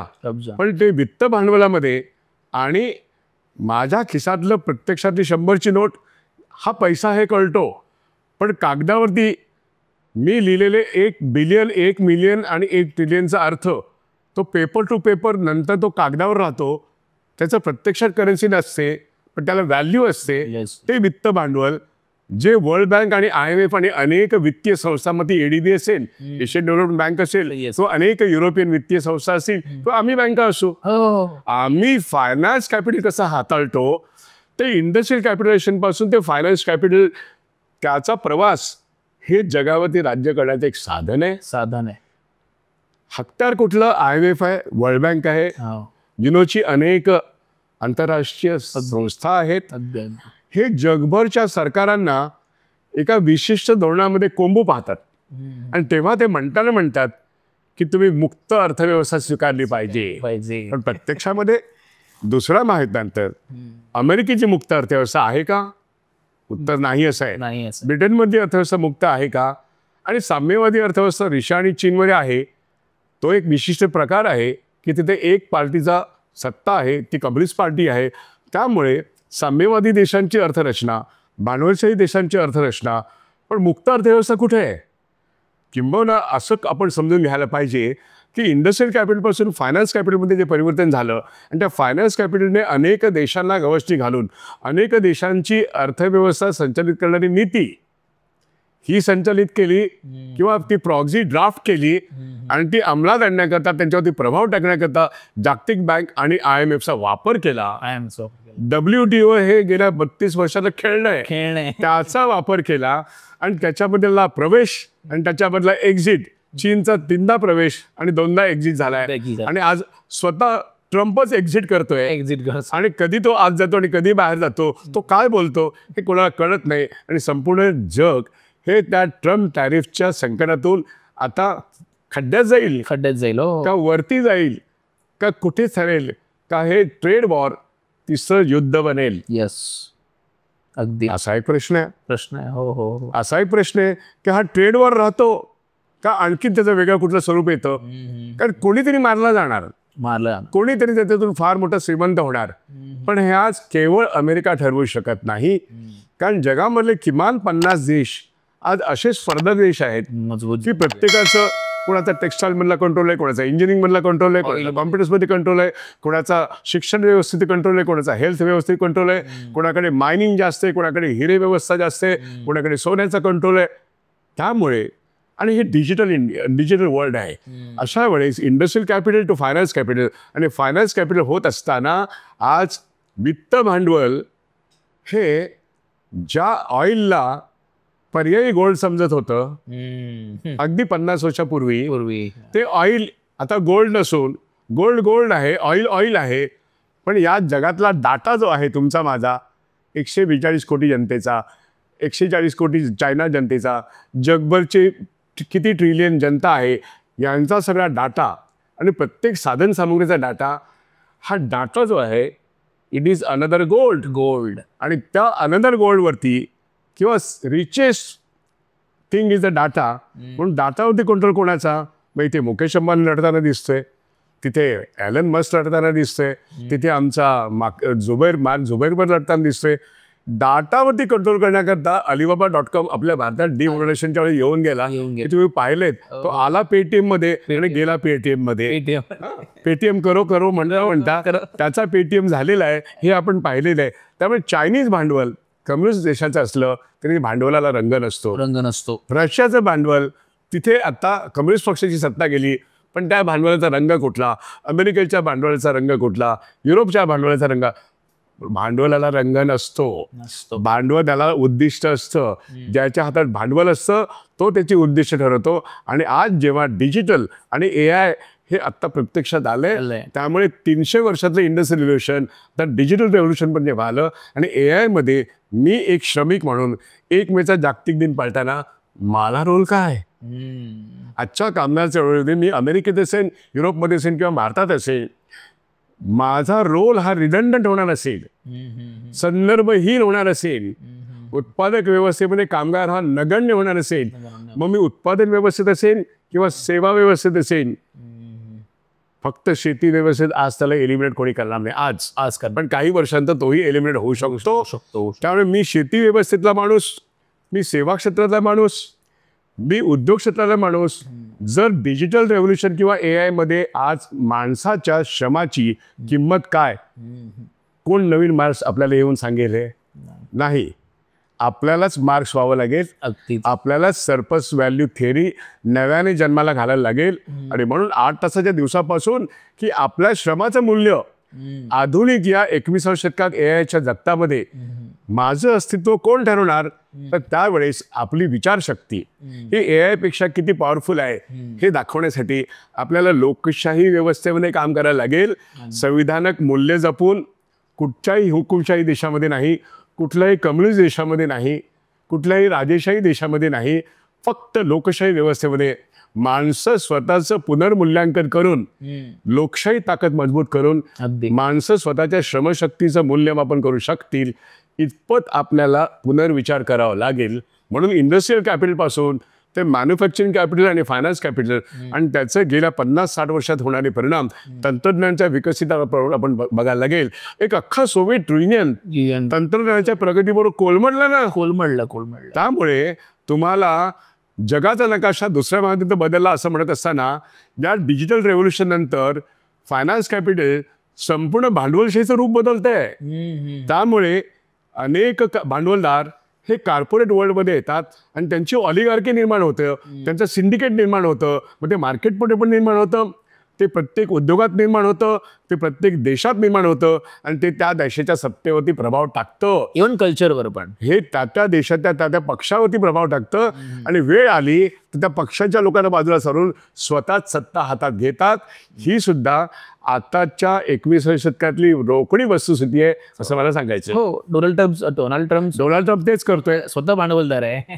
एक ॲलन मस्कला हाताशी धरून तो स्वतः एक मोठा भांडवलदार आहे. आणि तो आता असं कॅनव्हासिंग करतोय की हे तुम्ही गोल्ड वगैरे विसरा. तो म्हणतोय की मी एक क्रिप्टोकरन्सीची कंपनी काढलेली आहे. आणि ॲलन मस्क म्हणतो अरे बिटकॉइन मध्ये इन्व्हेस्ट करा, ती दुसरी क्रिप्टोकरन्सी आहे. त्यामुळे अमेरिकेसारख्या सर्वात बलाढ्य भांडवलशाही देशामध्ये सोनं नाणं सोडा, डॉलर पण सोडा, क्रिप्टोमध्ये इन्व्हेस्ट करा असं ते प्रचार करतायत आणि त्यांच्या कंपन्या आहेत. आणि आजच्या देशामध्ये, भारत देशामध्ये हे नको असताना तुम्ही डिजिटल रुपये निर्माण करण्याचं खूळ हा मोदी सरकारने 3 वर्षापूर्वी आणलं आणि त्याचा काय बोजवारा झालेला आहे हे आम्ही बँकवाले सांगू शकतो. सांगू शकतो. अगदी अगदी सर, ही भयानक अवस्था आहे देशामध्ये. मला ह्यावर असं म्हणायचं आहे की ही जी वित्त भांडवली व्यवस्था आहे आणि हे ज्या सगळ्या गोष्टी आहेत याचा एंड इम्पेरियलिझम आहे, साम्राज्यवाद आहे. आपण ज्याला साम्राज्यवाद म्हणून मार्क्सने लेनिनने वर्णन केलं तशाच त्याचा साम्राज्यवाद आता नाही आहे. पण साम्राज्यवादी प्रवृत्ती आहे. जी गोष्ट मी सैन्य पाठवून करणं नाही, मला हा देश गिळंकृत करायचा हे ती ह्यालाच साम्राज्य प्रवृत्ती म्हणतात. Yes yes. ती प्रवृत्ती, तो साम्राज्यवादी देश किंवा विचार अमेरिकेत असला, ब्रिटनचा पण होताच. ब्रिटनने आपला दिला, मी तुम्हाला सांगितलं, स्पेन, पोर्तुगाल, डच, ब्रिटिश यांनी जगभर तर राज्य केलं. ती साम्राज्यवादी प्रवृत्ती होती. पण आता ज्याच्या हातात भांडवल आहे तर ॲलन मस्कची ॲम्बिशन आहे ना, ॲम्बिशन आहे, त्याला तुम्ही साम्राज्यवादी प्रवृत्ती म्हणाल. साम्राज्यवादी देश का साम्राज्यवादी भांडवल, तर माझं म्हणणं भांडवल हे साम्राज्यवादी असू शकतं, किंबहुना आहे त्याचं कॅरेक्टर हे तसंच आहे.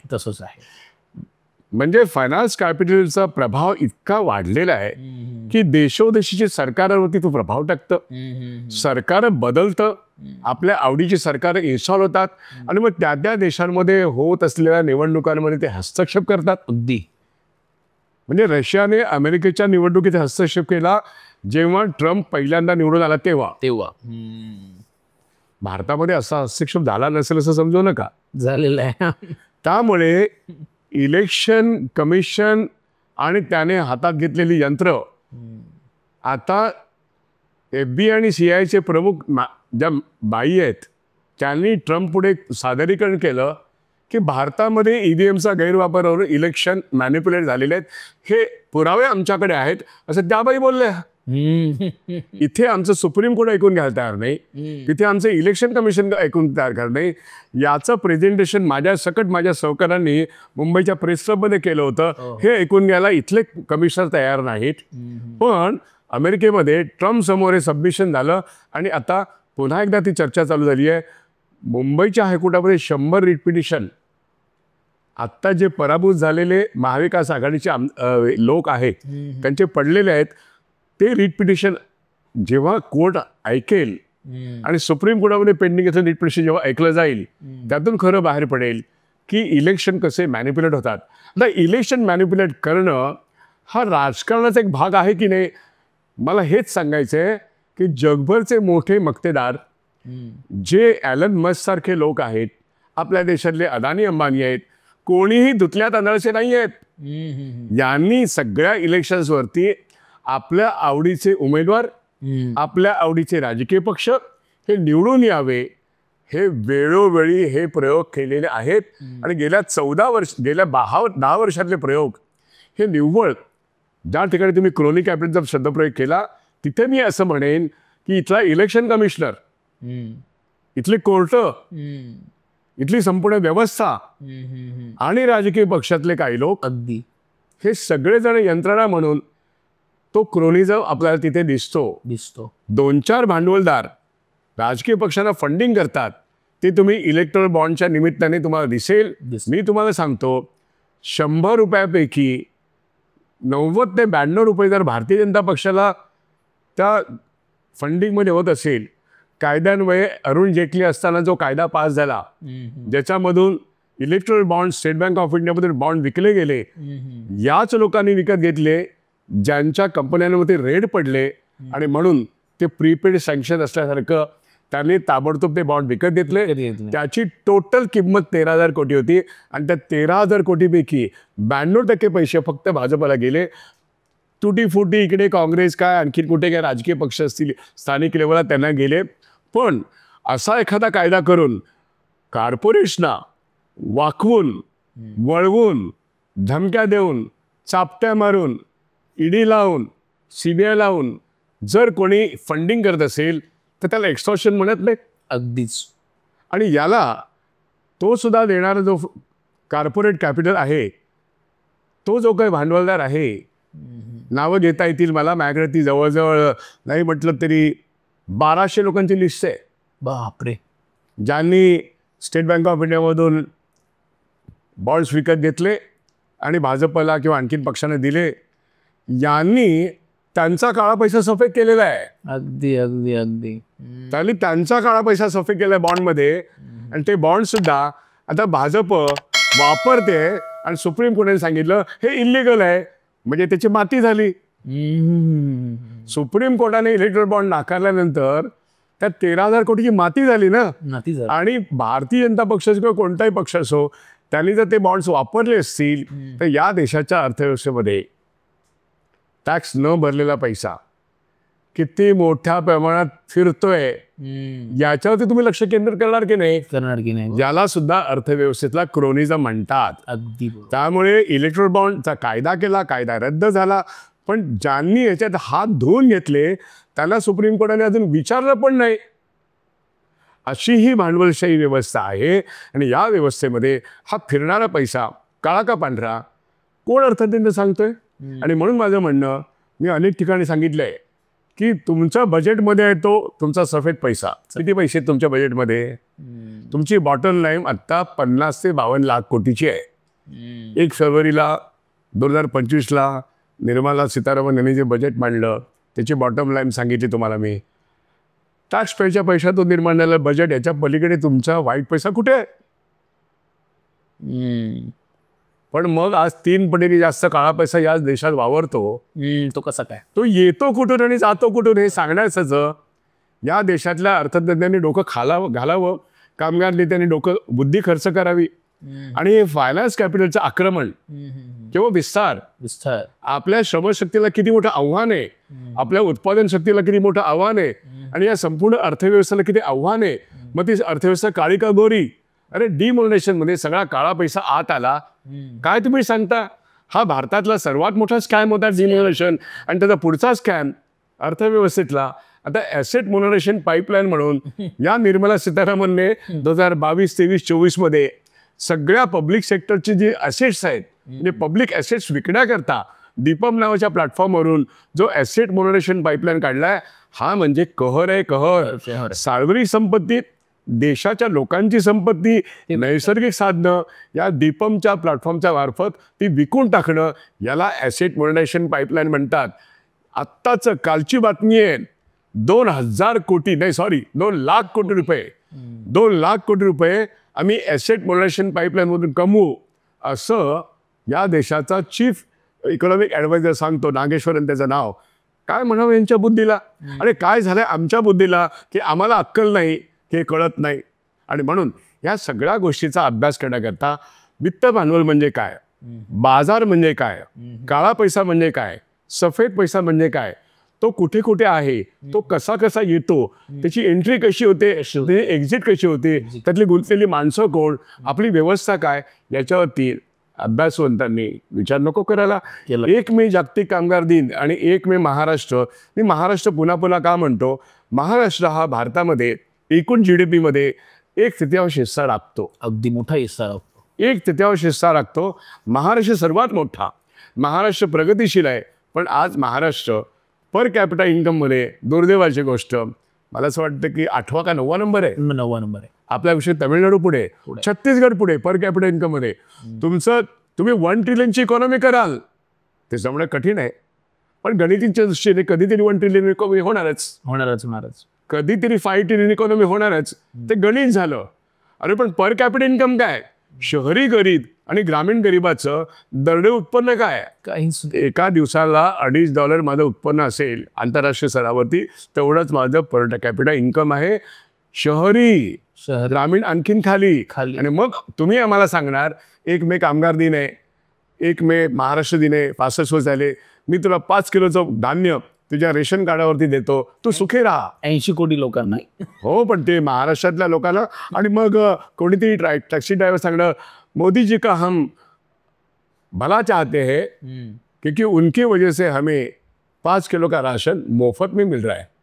असं कुठलं तरी वक्तव्य तुम्ही ऐकाल आणि मग टाळा वाजवतील, झांजा वाजवतील, वाजवत बसा. पण या देशातली गरिबी ही इतकी भयानक आहे की 80 कोटी नव्हे 100 कोटी लोकांना जीवनावश्यक वस्तू विकत घ्यायला त्यांना फक्त 8 ते 10 हजार रुपये दर महिना मिळतात. आपण दारिद्र्याच्या दिशेने चाललेला देश आहोत. अगदी. आपण 5 ट्रिलियन इकॉनॉमी वगैरे जाऊ दे हो, आपण 100 कोटी लोक दिवसाला आपल्या गरजेच्या वस्तू विकत घेण्यासाठी 8 ते 12 हजार कोटी महिन्याला घेणारे लोक आहोत. असा आपला देश आहे. आपली जगामध्ये आजच्या घडीला 1 मे साजरा करताना आपण 7व्या नंबरचे आहोत आणि 5 ट्रिलियन सोडून द्या, आपण 3.5 ट्रिलियनवरती आहोत. अगदी. एकंदरीत देशातील सद्यस्थितीवर आणि वित्त भांडवली व्यवस्था जी आता सुरू आहे भारतामध्ये, मुक्त अर्थव्यवस्थाही नाही, मिश्र अर्थव्यवस्थाही नाही, ही पूर्णपणे बाजार केंद्रित अर्थव्यवस्था इथे उपस्थित आहे भारतामध्ये सध्या आणि जगभरात सगळीकडे. अशातच भारतामध्ये 35 कोटी जनता ही डायरेक्ट बेरोजगार आहे. म्हणजे हा माझा आकडा नव्हे, हा सरकारचा आकडा आहे आणि इथली ही अवस्था आहे. आणि याच्यावरती दररोज वेगवेगळी स्त्रिया असतील, कामगार असतील आणि समग्र चळवळीतली सगळी लोक, रस्त्यावर लोक, सामान्य माणसं येतात आणि आंदोलनं करतायत देशाच्या वेगवेगळ्या ठिकाणावरती. सरकारने बेरोजगारी कमी करण्यासाठी कोणती धोरणं आखावीत असं तुम्हाला वाटतं? म्हणजे तुम्ही बेरोजगारी किती मोठ्या प्रमाणात आहे हे सांगितलं. तुम्ही सरकारी आकडा सांगितलात 32 कोटी. आपल्या 142 कोटीच्या लोकसंख्येमध्ये पार्लमेंटमध्ये जेव्हा असा प्रश्न विचारण्यात आला कोरोनाच्या कालखंडात, सगळे उद्योग बंद पडले, तेव्हा लोक आपापल्या गावी जायला लागले आणि एका राज्यातून दुसऱ्या राज्यात किंवा एका जिल्ह्यातून दुसऱ्या जिल्ह्यात, म्हणजे उदाहरणार्थ मुंबईमधून कुठे मराठवाड्यात जा, विदर्भात जा, पश्चिम महाराष्ट्रात जा, कोकणात जा, असे लोक चालू लागले. झारखंड किंवा छत्तीसगड या भागामध्ये किंवा तेलंगणामध्ये एका राज्यातून दुसऱ्या राज्यात लोक जायला लागले. ते बिहारी होते, ते युपीचे लोक, ते काय म्हणतात त्याला कामगार कर्नाटक, तेलंगणा किंवा तामिळनाडूचे होते. याला आपण स्थलांतरित कामगार म्हणतो, मायग्रंट लेबर, विस्थापित झाले. हे जेव्हा आपला कामधंदा बंद पडला, कामधंदा बंद का पडला? कोरोनामुळे उद्योग बंद पडला, कामधंदा गेला. उपाशी इथे मरायच्या ऐवजी घरी जाऊन मरू म्हणून लोक चालू लागले. तेव्हा पार्लमेंटमध्ये असा एक प्रश्न एका खासदाराने विचारला की असे किती लोक आहेत? तर सरकारने सांगितलं ये गिनती नाही आहे, हमारे पास ऐसी कोई गिनती नाही आहे. म्हणजे या देशाचं सरकार स्थलांतरित कामगार, मायग्रेटेड लेबर किती आहे या देशामध्ये हे सांगू शकलं नाही. खरं म्हणजे सरकारला हे सांगता यायला पाहिजे होतं.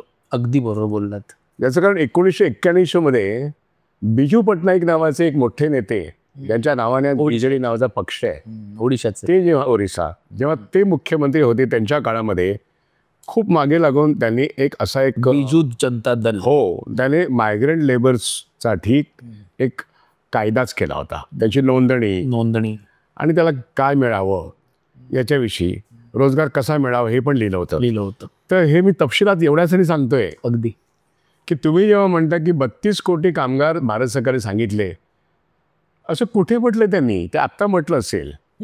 माझ्या दृष्टीने तोही आकडा चुकीचा आहे. आपण त्याकडे येऊ. पण मला हे सांगायचं आहे की बेरोजगारी ही स्थलांतरित कामगारांपासून सुरुवात होते आणि कारखान्यातला कायमस्वरूपी कामगार, स्थलांतरित कामगार, कंत्राटी कामगार, आउटसोर्स कामगार असं एकूण गणित मांडलं किंवा डेली वेजेसमधला कामगार, म्हणजे रोजंदारी दिवसा कामगार, असं जर सगळा विचार केला तर या देशामध्ये नाही म्हटलं तरी 95% असंघटित कामगार आहे. आणि 4 ते 5% संघटित कामगार आहे. संघटित कामगार म्हणजे कोण? आम्ही बँकवाले, पब्लिक सेक्टरमध्ये काम करणारे लोक, केंद्र सरकारचा असो, पब्लिक सेक्टर किंवा राज्य सरकारचा असो, बँका, इन्शुरन्स, मोठमोठे स्टील, ऑइल, कोल या पब्लिक सेक्टरमध्ये काम करणारे लोक संघटित कामगार. आम्ही इन 4-5%, बाकी सगळा असंघटित कामगार. आणि असंघटित कामगार जो उद्योगामध्ये आहे त्याच्यामध्ये एखाद्या फॅक्टरीमध्ये समजा 1000 कामगार असतील तर त्या 1000 कामगारामध्ये 200 परमनंट असतील तर 800 आउटसोर्स कंत्राटी, आणि हे मी तुम्हाला ज्यांचं वर्णन करतो तो स्थलांतरित कामगार. तो महाराष्ट्रात काम करत असेल तर तो झारखंडचा आहे किंवा आसामचा गुवाहाटीचा असतो. करोना काळात भारत सरकारचं एकूणच एक्सपोजर झालं या प्रश्नामध्ये, कारण तो आपापल्या गावी जाऊन मरण्याच्या भूमिकेत आला. हे करोना आहे.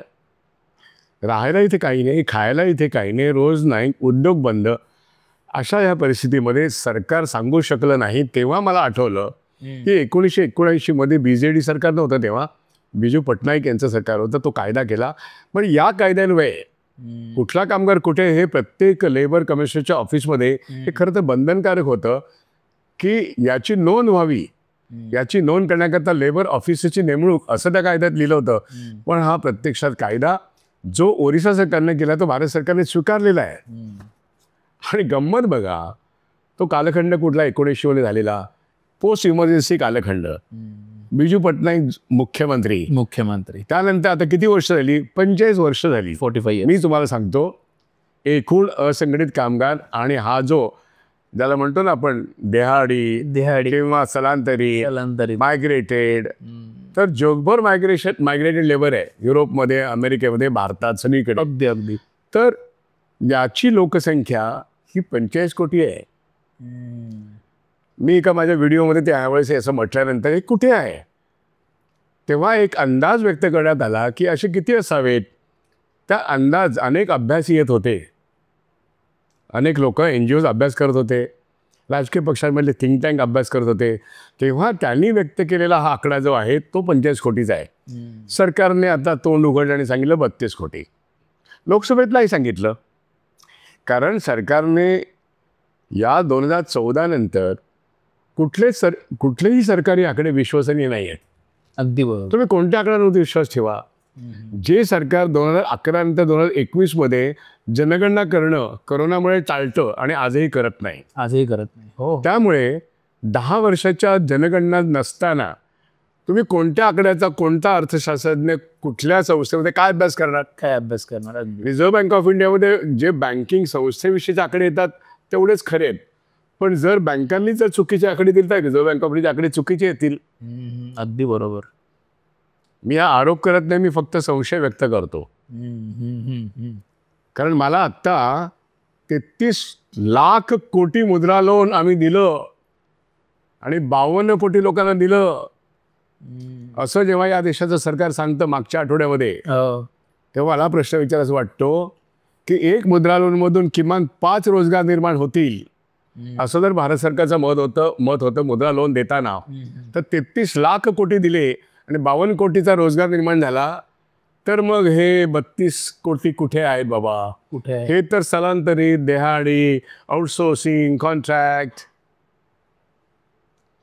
कोणत्या लोकांना त्यांनी 33 कोटी लोकांना दिले? 33 लाख कोटी दिले. खरंय.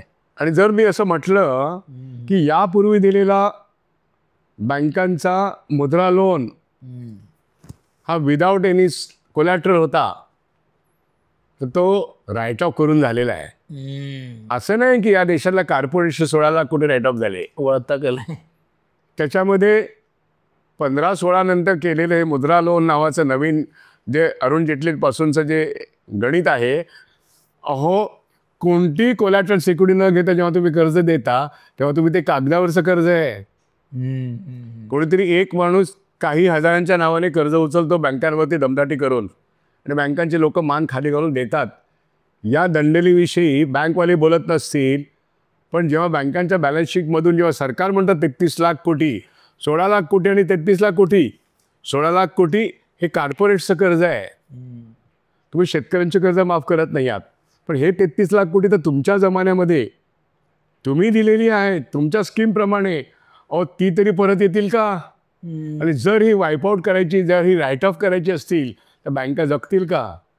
हे मी एवढ्यासाठी सांगतोय की बेरोजगारीचा प्रश्न तुम्ही जेव्हा उपस्थित करता, त्या बेरोजगारांना आम्ही भले वडापावची गाडी टाकली तरी तो रोजगार निर्माण करणारा असेल असं सांगणारा हा पंतप्रधान, तो म्हणतो रोजगार निर्माते व्हा आणि मुद्रा लोन 33 लाख कोटी देऊन आम्ही रोजगार निर्माण करणारे, म्हणजे एकाला मुद्रा लोन दिलं तर 5 रोजगार निर्माण होईल, 5 स्वावलंबी होतील, आत्मनिर्भर भारत होईल असं सांगणाऱ्यांनी बँकिंग इंडस्ट्रीचा वापर केला, सरकारच्या खजिन्याचा वापर नाही केला. अगदी बरोबर. सरकारच्या खजिन्याचा नाही वापर केला, जनतेच्या पैशात. जनतेचा पैसा बँकेमध्ये आहे, त्यातून 33 लाख कोटी विनातारण कुठल्या लोकांना दिलं. मी डाव्यानिशी किंवा किंबहुना असं मी म्हणतोय, मला RTI मध्ये तुम्ही उत्तर देत नाहीयेत.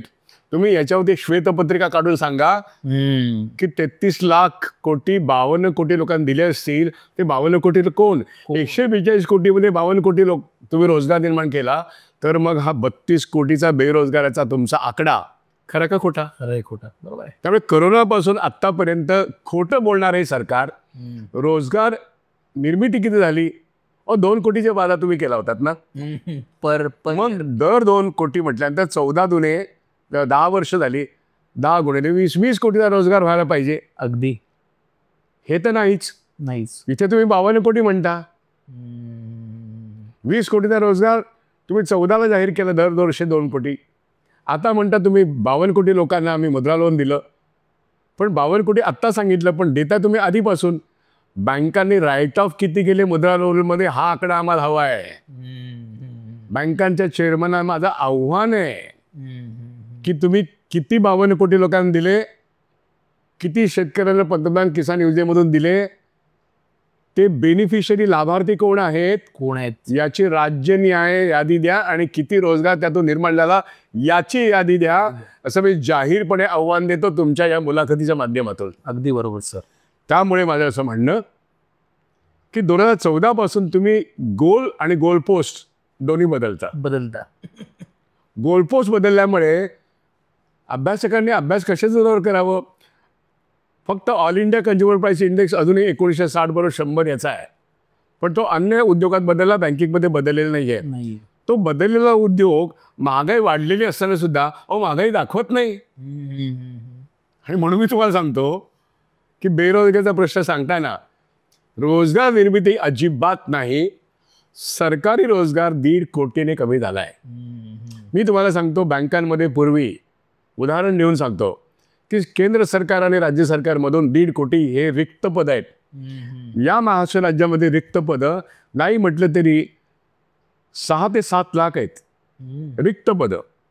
मग प्रत्येक राज्य सरकारमधली रिक्त पदं, प्रत्येक सार्वजनिक क्षेत्रातल्या कंपन्यांमधली रिक्त पदं, बँकांना आणि इन्शुरन्समधली रिक्त पदं ही भरणं, जेव्हा ही सर्व सार्वजनिक क्षेत्र गेल्या 10 वर्षामध्ये टिपटिप चौपटीने वाढत आहेत, पण कामगार चौपटीने कमी होते. म्हणजे आज 100 असतील तर 25 दिसत आहेत. रोजगार वाढला का कमी झाला? व्यवसाय वाढला, रोजगार कमी झाला. त्यामुळे सरकारचे आकडे हे अत्यंत दोषपूर्ण आहेत. नंबर 1, नॅशनल स्टॅटिस्टिकल ऑर्गनायझेशन नावाची अतिशय सुंदर संस्था या देशामध्ये निर्माण झाली होती. त्यांचं अतिशय सुंदर काम आहे, पण प्रणबसाहेब गुप्ता हे जे ते चीफ रिटायर जेव्हा झाले त्यानंतर आकडे गायब झाले पूर्णपणे. ते हल्लेली रिटायर झाले, कोर झालं सगळं. कोळी पार्टी गेली पूर्णपणे, कोरी पार्टी. गोलपोस्ट बदलले. त्यामुळे डिमोनेटायझेशन नंतर सगळे आकडे गायब होत आहेत. विशेष करून कोरोनानंतर मी तुम्हाला एक आकडा देतो, सगळ्यांना हे माहीत असणं आवश्यक आहे. हा पण भारत सरकारचा आकडा आहे. एकूण रिटेल, छोटे उद्योग आणि मधल्या साईजचे उद्योग नोंदवलेले बरं का, ते 6 कोटी 20 लाख आहेत. बापरे. आणि 6 कोटी 20 लाखमध्ये परमनंट रोजगार हा 13 कोटी आणखीन काही लाख होता.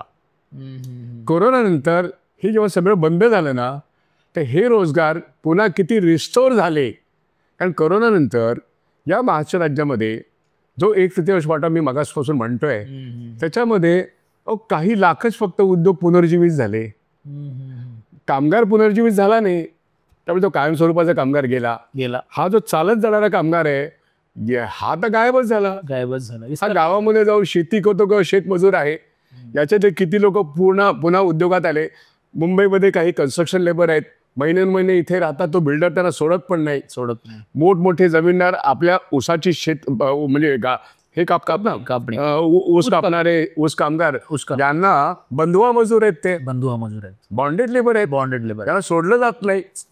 त्यामुळे बांधून ठेवलंय असे कामगार आहेत.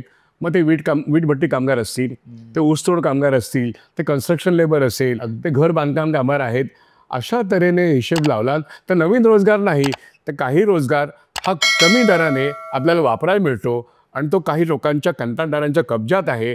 अशा वेळेस मायग्रेटेड लेबरचा जो 79चा ॲक्ट आहे तो अजूनही जिवंत आहे. वापर कुठेच नाही.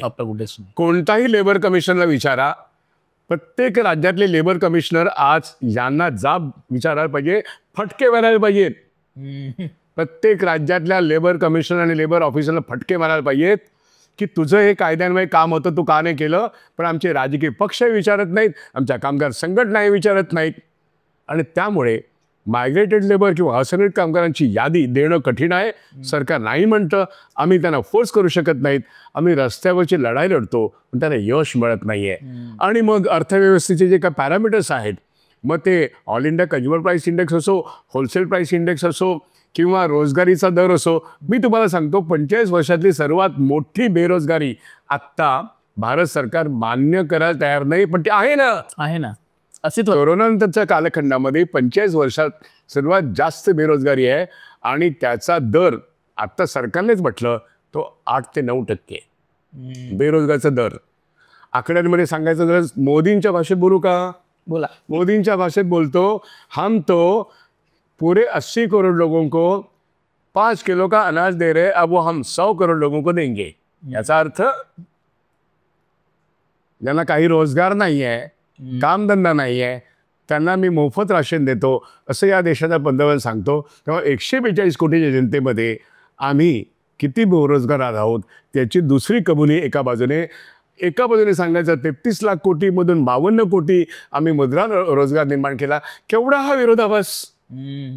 आणि मी तुम्हाला सांगतो फक्त 4% संघटित रोजगार आहेत, त्यातले आमची एवढी रिक्त पद आहेत ती 1.5 कोटी आहेत, ती भरा ना.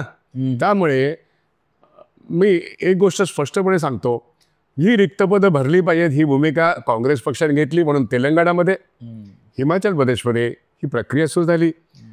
या ठिकाणी OPS ओल्ड पेन्शन स्कीम लागू करणार ही गोष्ट छत्तीसगड सरकार असो, हिमाचल असो, राज्य सरकार असो किंवा तेलंगणा जिथे काँग्रेसपडी सरकार आहे त्यांनी एक केलं. अशा काही गोष्टींमध्ये जागा भरल्या गेल्या. इथे बिहारमध्ये सुद्धा JDU जेव्हा एकत्र होतं यांच्याबरोबर महागठबंधनमध्ये तेव्हा काही त्यांनी जागा भरल्यात.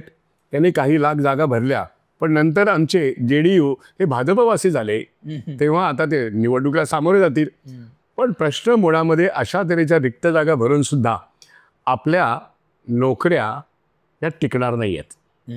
मूळ रोजगार निर्मितीसाठी काय करावं असा तुम्हाला प्रश्न विचारला, तेव्हा मी तुम्हाला असं सांगेन की या अर्थव्यवस्थेमध्ये 18 वर्षापेक्षा जे हे लोक आहेत त्यांच्या हाताला काम नाही आहे.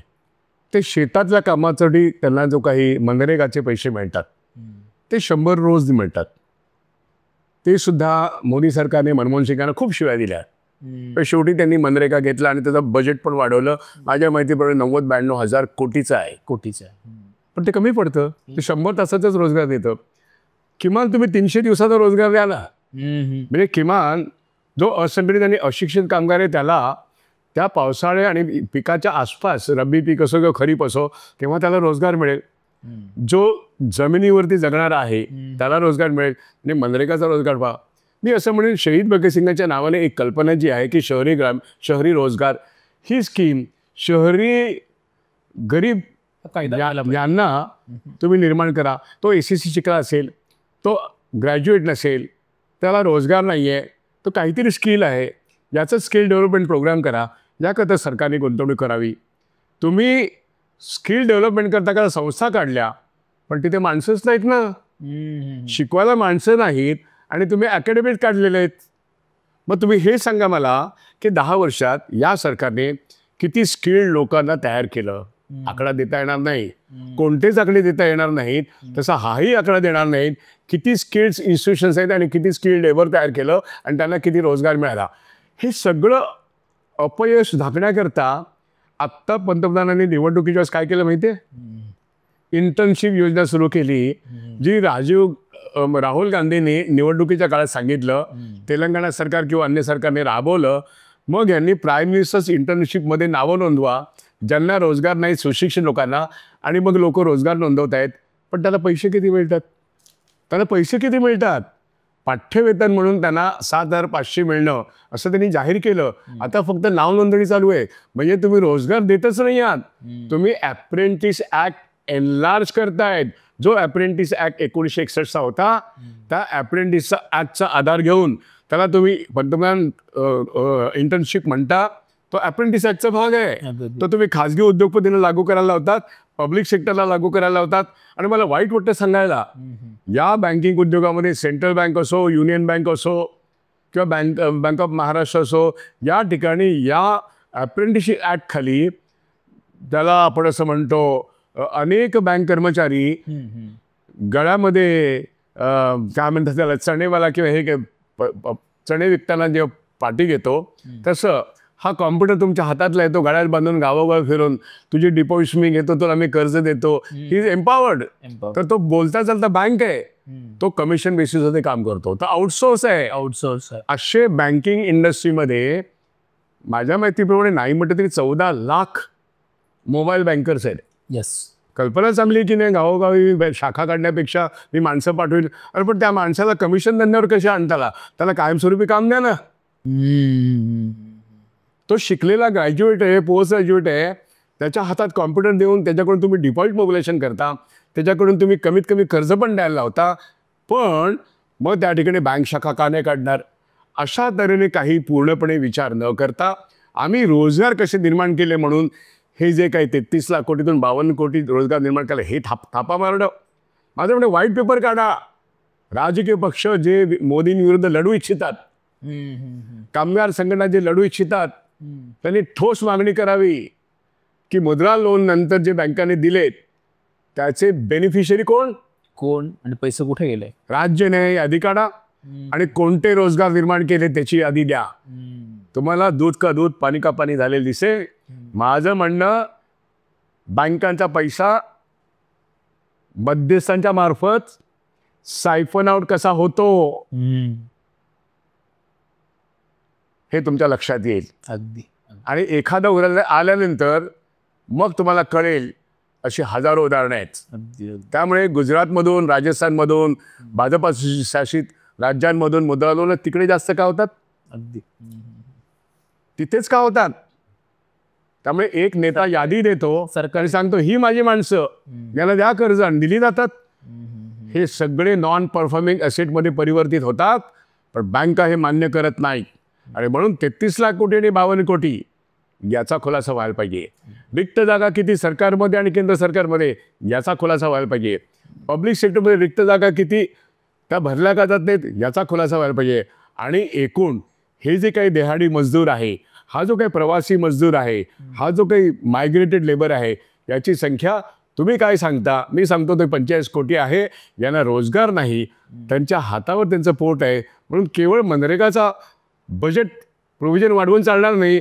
तर मी आता जे म्हणतो ते असं की माझ्या हाताला काम देण्याकरता जिल्हा केंद्र निर्माण करून, तालुका हे केंद्र निर्माण करून, त्या ठिकाणी छोटे उद्योग आणि मधल्या सेटचे उद्योग, मगाशी जे मी सांगत होतो, कोरोनापूर्वी ते 6 कोटी 20 लाख होते. कोरोनानंतर त्यांची संख्या 2 ते 2.5 कोटीपेक्षा जास्त नाही आहेत. मी संपूर्ण भारताचा आकडा देतोय.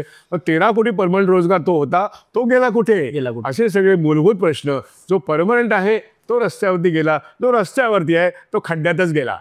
अशा वेळेस रोजगाराचा प्रश्न भयानक बनतो. आणि म्हणून जो आंतरराष्ट्रीय रिपोर्ट सांगतो की 100 कोटी लोकांना 8 ते 10 हजाराचा एक दर महिन्याला खर्चाला कंत्राटी कामगार किंवा कुठलाही कामगार त्याला पैसे मिळतात आणि तो फक्त जीवनावश्यक वस्तू घेऊ शकतो, एवढीच त्याची ऐपत आहे. म्हणून भारतीय बाजार हा शहरांमधल्या मोठ्या मॉलमध्ये फक्त ज्याच्या हातात 30, 35, 40, 50 हजार किंवा लाख 1.5 लाख पगार आहे तोच फक्त परचेजर आहे.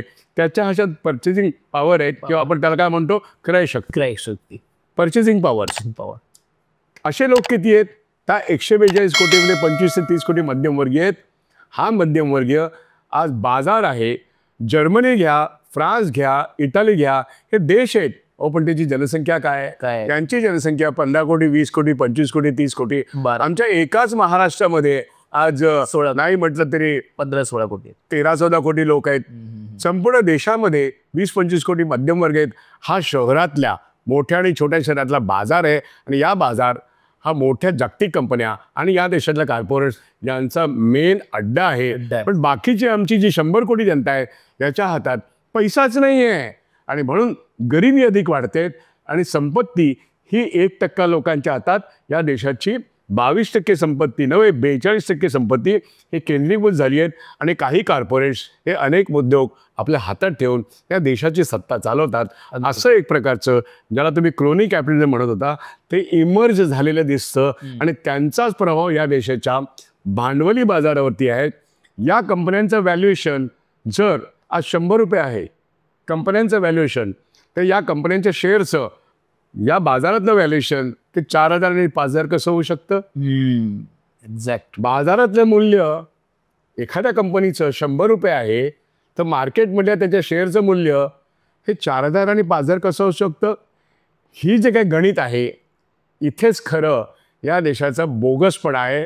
मार्केट कॅपिटलेशनच्या नावाने रिअल कॅपिटल आणि मार्केट कॅपिटल ह्याच्यात फरक आहे आणि तो सट्टा बाजार आहे आणि या ठिकाणी ही कंपनी वाढत नसताना त्याच्या शेअरचं मूल्य मात्र शेअर बाजारामध्ये वाढतं. हा बनाव आहे.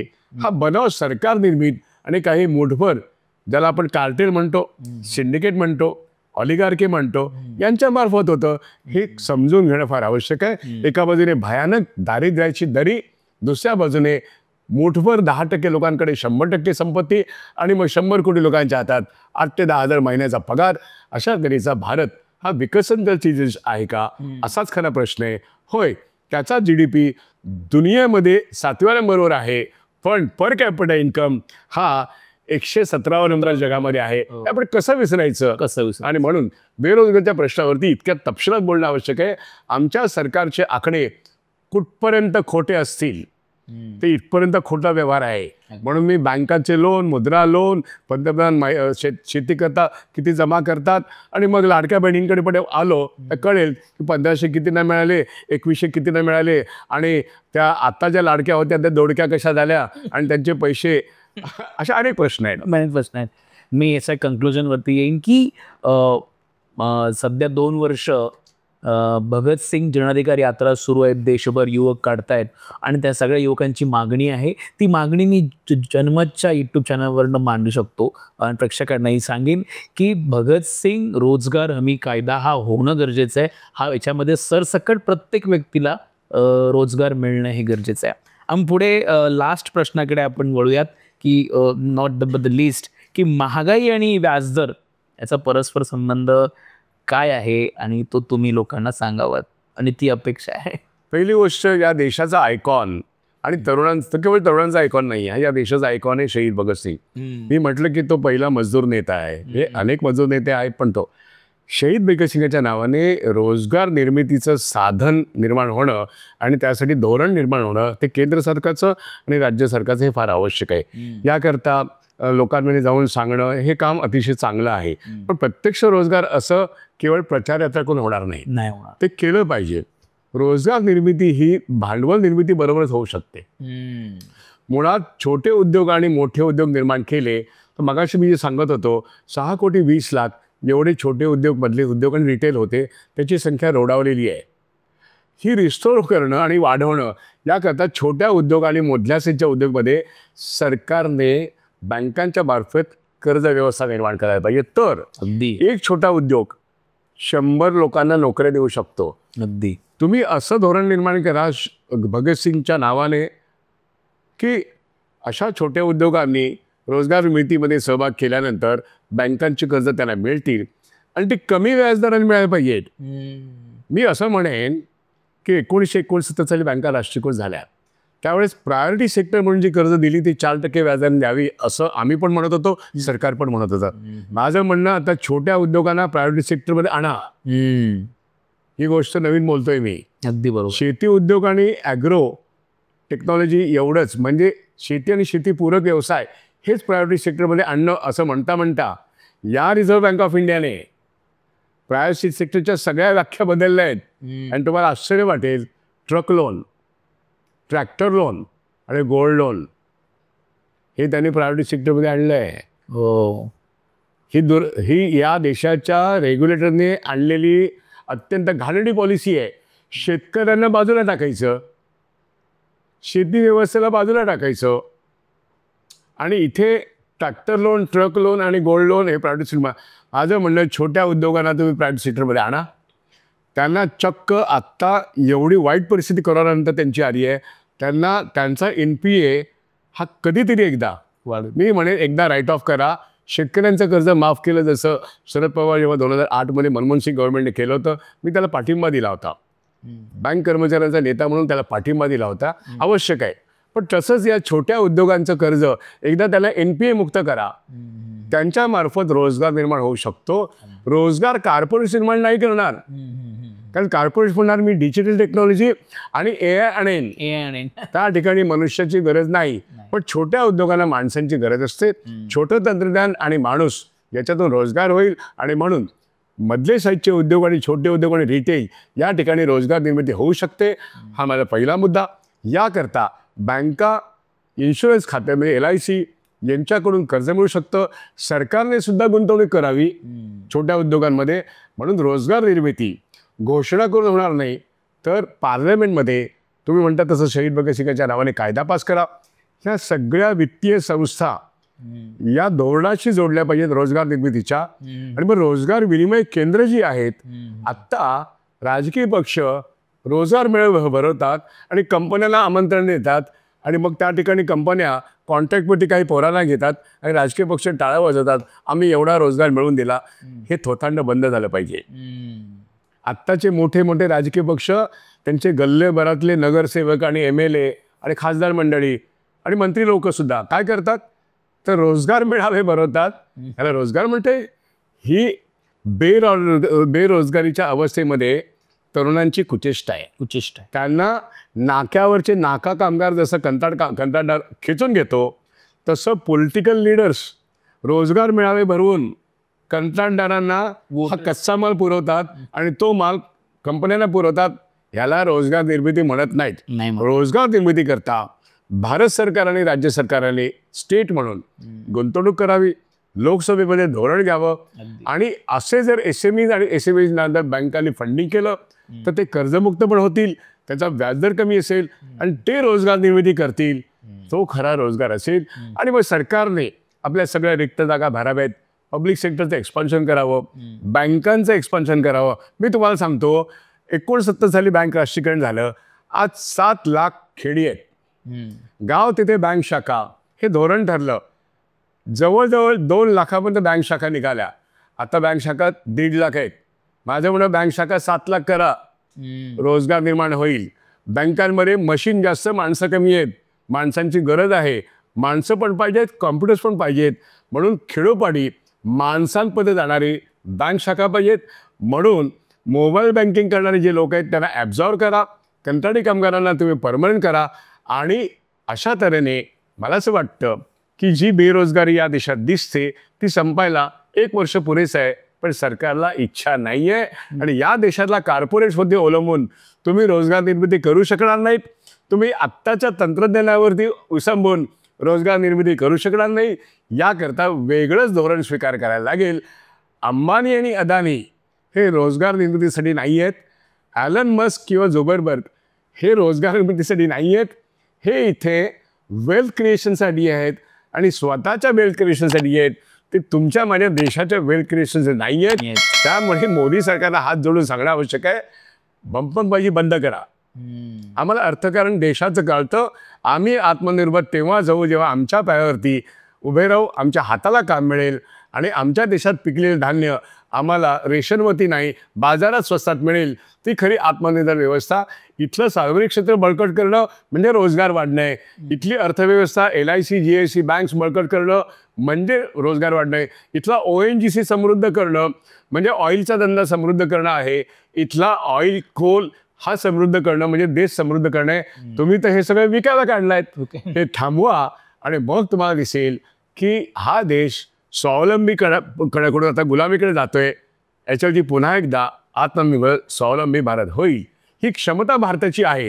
ही क्षमता सार्वजनिक क्षेत्राच्या निर्मितीतून आणि विकासातून निर्माण झाली ती 2014 नंतर थांबलेली आहे. आणि म्हणून आत्तासुद्धा या देशाच्या सरकारला हे पुन्हा पुन्हा सांगणं आवश्यक आहे, IDBI बँक विकणं बंद करा, सप्टेंबरमध्ये विकली जाणार आहे. तुम्ही युनिट ट्रस्ट ऑफ इंडिया विकणं बंद करा, ती या वर्षात विकली जाणार आहे. तुम्ही एअर इंडिया विकली, प्रॉक्झी विकलेली आहेत. आता पब्लिक सेक्टर विकण्याचं बंद करा. म्हणजे 2 लाख कोटीचं तुमचं ॲसेट मोड्युलेशन पाईपलाईन जे आहे ना, हे पाईपलाईन चोकअप करण्याचं श्रेय म्हणजे ताकद ही कामगार संघटनांमध्ये आहे, या देशातल्या जनतेत आहे. ती पाईपलाईन चोकअप व्हायला पाहिजे. कामगार चळवळ प्रभावीपणे काम केलं पाहिजे. माझ्या देशातली जमीन संपत्ती हे ॲसेट्स हे असे तुम्ही दुसऱ्या कोणाला विकू नका. आणि म्हणून आपल्या देशातल्या साधन संपत्तीचं संरक्षण आणि देशातल्या लोकांना काम मिळवून देणं, शेतकऱ्याला काम मिळवून देणं, छोटे उद्योग आणि शेतकरी यांना अल्प दराने कर्ज देणं, याकरता बँका वापरणं, हे केवळ पंतप्रधानांच्या नावाने येणाऱ्या योजनांकरता जे लाखो लोकांच्या खात्यात किंवा कोट्यवधी खात्यांचे पैसे टाकतात, यातले किती कोटी खरे, किती खोटे खोटे आणि किती लाभार्थी खोटे खोटे याचं व्हाईट पेपर काढण्याची मागणी राजकीय पक्ष, विशेष करून विरोधी राजकीय पक्ष आणि कामगार संघटना करतील, तेव्हा मला वाटतं 1 मे आंतरराष्ट्रीय कामगार दिन. आणि या महाराष्ट्रामध्ये देशाचा 1/3 GDP गाजवणारा महाराष्ट्र, याने महाराष्ट्र 65 वर्षांत कुठे आहे याची पण जाण ठेवून जर अशा तऱ्हेने एक प्रभावी हल्ला केला की माझं अभिव्यक्ती स्वातंत्र्य, माझं व्यक्ती स्वातंत्र्य, माझं विचार स्वातंत्र्य आज तुम्ही जनसुरक्षा विधेयकाच्या नावाने हिरावून घेताय, मी हे होऊ देणार नाही. माझा कामगाराचा 8 तासाचा दिवस, नारायण मूर्ती काही का म्हणेनात, नारायण मूर्ती येतील आणि जातील, पण कामगार चळवळ म्हणून आपली ताकद दाखवणं आवश्यक आहे. त्यामुळे 4ही लेबर कोड आणि कामाचे तास आणि एकूण असंघटित कामगारांना संघटित करणं हे एकूण कामगार चळवळ आणि जनतेचं आणि सरकारचं एक मुख्य ध्येय पाहिजे. रोजगार निर्मिती आणि नवीन रोजगार निर्माण करणं किंवा ते रोजगार कोणते असतील याच्यासाठी एक अभ्यास गट निर्माण करणं हे सरकारचं काम आहे. आणि अर्थात अभ्यासकांचं पण काम आहे. पण अर्थव्यवस्था जेव्हा मॅन्युफॅक्चरिंगकडून फायनान्स कॅपिटल आणि फायनान्स कॅपिटलमधून आत्ता जर टेक्नॉलॉजी ओरिएंटेड जर उद्योग निघणार असतील, तेव्हा आपल्याला खूप मेहनत करायला लागेल. रोजगार निर्मिती या काळात घडवून आणणं याकरता खास विचार करावा लागेल. आणि या संदर्भात तुम्ही विचारलेला प्रश्न, महागाई, क्रयशक्ती आमच्या हातात आहे. मार्केटमध्ये लिक्विडिटी किती आहे हे बँकांमध्ये, रिझर्व्ह बँक ऑफ इंडिया दर 2 महिन्याला एक ज्याला आपण म्हणतो म्हणजे मॉनिटरी पॉलिसी म्हणतो आपण त्याला, की एकूण 4 ते 6% या ब्रॅकेटमध्ये इन्फ्लेशन राहावं असं सरकारचं म्हणणं असतं. RBIचं म्हणणं असतं, सरकारचं काहीच नाही. RBIचं म्हणणं असतं की 4%च्या वरती गेलं तर मला धडधड होते असं RBI गव्हर्नर म्हणतो. 6%च्या मी पुढे जाऊच देणार नाही असं शक्तिकांत दास सतत बोलत होते. प्रत्यक्षामध्ये 8-9% महागाई आम्ही बघितलेली आहे. करोनाच्या आधी, करोनाच्या नंतर बोलताना असं बोलतात, 6%च्या पुढे गेले की आम्हाला खूप चिंता वाटते. वस्तुस्थिती तेव्हा गेलेलीच असते. आता ते असं सांगतात की 4%च्या खाली 3.88% वगैरे वगैरे आत्ता मागच्या आठवड्यात आकडे आलेले आहेत. आणि हे आकडे दाखवून ते सांगतात की म्हणून मी रेपो रेट जो 6.25% आहे तो 0.25 काढतो आणि 6% ठेवतो रेपो रेट. तो हे असं करत असताना RBIची नीती सांगते की सगळ्या कमर्शियल बँकांनी आपले व्याजदर कर्जावरचे कमी करावे, म्हणजे 0.5% तरी करावे. त्यांनी 4 महिन्यापूर्वी सांगितलं तेव्हा 0.5% कमी केले. आता पुन्हा सांगितलं पुन्हा 0.5% कमी झाले, म्हणजे 0.5% कमी झाला. आता 0.5% त्यांनी कमी केल्यानंतर स्टेट बँक ऑफ इंडिया आणि बँक ऑफ बडोदा किंवा युनियन बँक वगळता कुठल्याही बँकेने, बँक ऑफ महाराष्ट्र वगळता कुठच्याही बँकेने कर्जावरचे व्याजदर कमी नाही केले. 4-5 बँका किती केले? म्हणजे जर त्यांनी 0.5% कमी केला असेल तर यांनी 0.10, 0.15 कमी केले. पण गेम बघा, डाव बघा. मी सरळ सरळ आरोप करतोय की एकूण ठेवी किती वाढतात आणि एकूण कर्ज किती वाढतात ह्याचा हिशोब बँकेकडे, रिझर्व्ह बँक ऑफ इंडियाकडे. Reserve bank of India assets आणि लायबिलिटीज याचं मॅचिंग करून मग ठरवते बाजारामध्ये किती करन्सी असली पाहिजे, किती लिक्विडिटी असली पाहिजे वगैरे वगैरे. त्यातून ते रेपो रेट ठरवतात. तेव्हा ते असं म्हणतात की ठेवींवरचा व्याजदर सुद्धा कमी करावं लागेल असं मला वाटतं.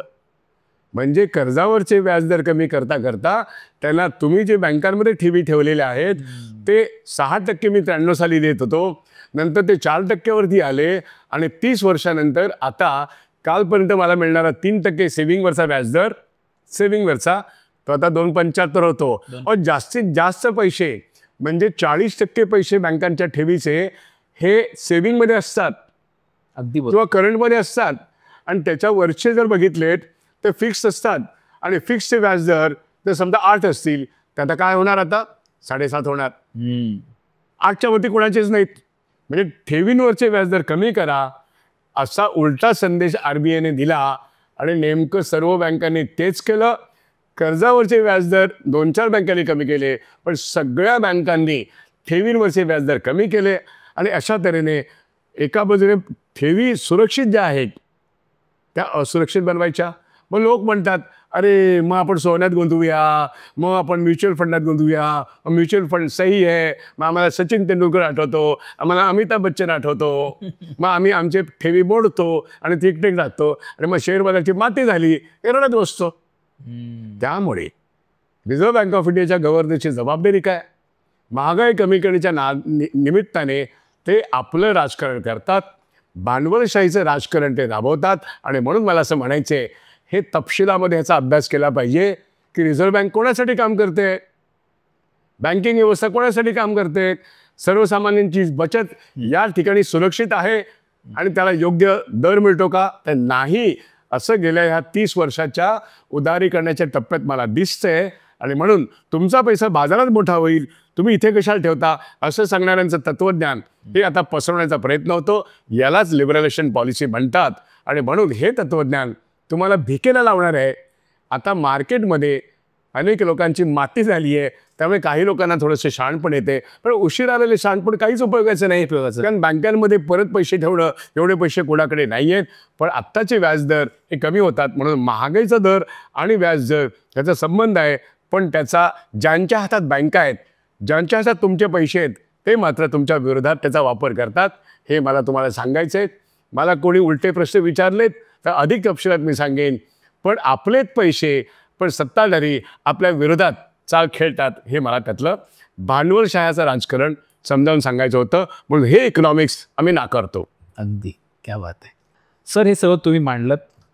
आज महाराष्ट्र दिनाच्या 1 मेच्या महाराष्ट्र दिनाच्या निमित्ताने आणि आंतरराष्ट्रीय कामगार दिनाच्या निमित्ताने खरंच भारताच्या आणि जगाच्या कामगारांना मार्गदर्शन आणि भारताच्या कामगारांना मार्गदर्शन आहे की आपल्याला आपली भूमी काय आहे, आपली जमीन काय आहे ती महत्त्वाची, ती कळणं महत्त्वाचं होतं. आदरणीय विश्वास उटगी सर, तुम्ही खऱ्या अर्थाने या महाराष्ट्रातल्या आणि देशातल्या कामगारांना, कष्टकऱ्यांना, शेतकऱ्यांना, सर्वसामान्य माणसांना हे जे काही तुम्ही मांडणी केलीत ती मांडणी खऱ्या अर्थाने आर्थिक सबळता ही कशी असली पाहिजे आणि अर्थकारण जर समजलं तरच राजकारण, समाजकारण समजेल. आणि हा त्याचा गाभा तुम्ही मांडलात. एकदम ताऊन सुलाखून निघाल्यासारखं वाटलं. पूर्ण मुलाखत मला आपण हा वेळ दिलात. तर आजचे हे पाहुणे वक्ते होते, आजचे संवाद ज्यांना आपण साधला ते होते ज्येष्ठ अर्थतज्ञ आणि राजकीय विश्लेषक आमचे स्नेही विश्वास उटगी सर. आणखीन अशा वेगवेगळ्या व्हिडिओजला, इकॉनॉमिक बॅकग्राऊंड असलेल्या व्हिडिओजला आपण आपल्यासमोर घेऊन येऊ. सरांशी आपले वेगवेगळ्या विषयांवर चर्चा येणाऱ्या काळात होत राहतील. तत्पूर्वी सर्व या आपल्या महाराष्ट्रीयन लोकांना, नागरिकांना आणि देशवासियांना आंतरराष्ट्रीय कामगार दिनाच्या शुभेच्छा आणि महाराष्ट्र दिनाच्या देखील शुभेच्छा. सर, आपणही आमच्या प्रेक्षकांना आणि श्रोत्यांना, जे काही आमचे मित्र आहेत त्या सर्वांना आपण शुभेच्छा द्याव्यात. जनमत या चॅनलच्या वतीने मी तुम्हा सर्वांचे आभार मानतो. 1 मे हा माझ्या संपूर्ण आयुष्यामध्ये अत्यंत महत्त्वाचा आहे.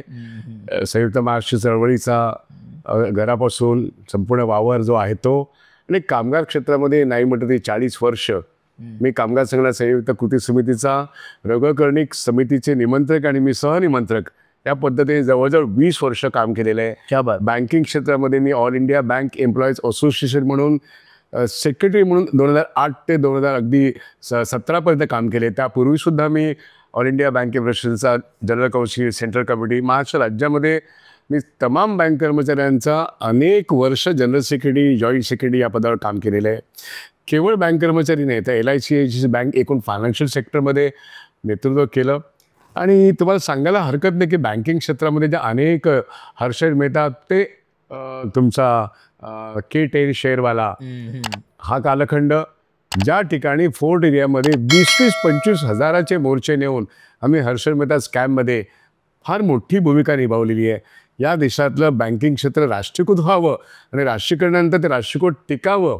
आणि आत्तासुद्धा 27 बँकाच्या 12 बँका झाला तरी आम्ही एकही राष्ट्रीयकृत बँक विकायला दिलेली नाही आहेत. याचं मला समाधान आहे की आम्ही इतक्या कठीण परिस्थितीत या सरकारला खाजगीकरणापासून रोखलेलं आहे. आणि हेच काम आता अजूनही प्रकर्षाने पुढे न्यावं लागेल. हे मी एवढ्यासाठी सांगतोय की संयुक्त महाराष्ट्राची निर्मिती झाल्यानंतरचा हा कालखंड आहे. कारण का बँका राष्ट्रीयकृत झाल्या 1969 साली आणि आता आपण मोदी सरकारच्या कालखंडात त्या विक्रीला जात आहेत, असा हा तो कालखंड आहे. या सगळ्या कालखंडामध्ये सार्वजनिक क्षेत्र उभं राहिलं. या देशाच्या अर्थव्यवस्थेला एक फार मोठी कलाटणी म्हणजे ताकद जी निर्माण झाली ही सार्वजनिक क्षेत्रामध्ये निर्माण झाली. आम्ही नेहमी सांगतो की या देशाच्या अर्थव्यवस्थेमध्ये, ज्याला हिंदीमध्ये खूप चांगला शब्द आहे रीढ की हड्डी, म्हणजे बँकिंग व्यवस्था, त्या क्षेत्रामध्ये आम्ही काम करतो. हे क्षेत्र टिकलं तर देश टिकेल. आणि म्हणून सार्वजनिक क्षेत्रातल्या बँका, सार्वजनिक क्षेत्र टिकणं हा एक मेचा संदेश आहे. हा एक संयुक्त महाराष्ट्र हा एक पुरोगामी महाराष्ट्र, वैचारिकदृष्ट्या अत्यंत अव्वल दर्जाचा महाराष्ट्र, खऱ्या अर्थाने मराठी भाषा, महाराष्ट्र आणि या देशामध्ये महाराष्ट्राने भारताला आणि जगाला खूप काही दिलेलं आहे. म्हणून मला 1 मे हा शाहीर साहेबांचा जो काही एक तो पोवाडा आहे, क्रांतीचा जयकार आपल्या कुसुमाग्रजांनी म्हटलं तो आहे, किंवा अण्णाभाऊंचा आहे. हे सगळे चलचित्राप्रमाणे डोळ्यासमोर येतात. आणि अण्णाभाऊ, शाहीर गवाणकर, अमीर शेख ही सगळी मंडळी चळवळीतली आणि कामगार चळवळीमध्ये अनेक नेते, ह्या सर्वांनी मिळून हा महाराष्ट्र निर्माण केला. मुंबई बलिष्ठ झाली.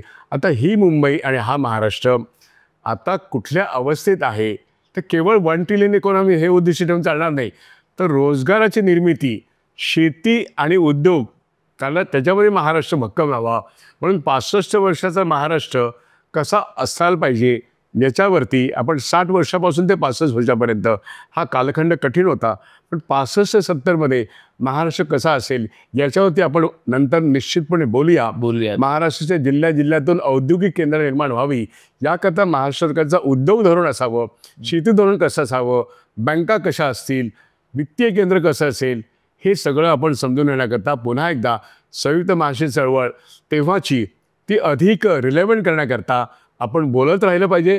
पण रस्त्यावरची लढाई ही सातत्याची गरज आहे. त्या राज्य करताना रस्त्यावरचं राजकारण जास्त कळतं.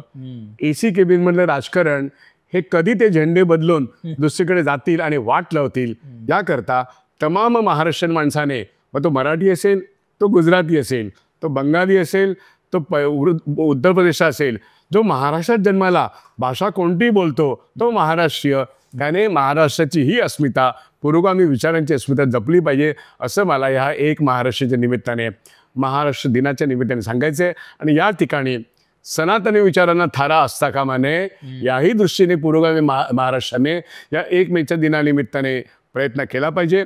महाराष्ट्र पुढेच राहायला पाहिजे, औद्योगिकदृष्ट्या, सेवादृष्ट्या आणि कामगारांच्या ताकदीने तो पुढे जाईल याची मला खात्री आहे.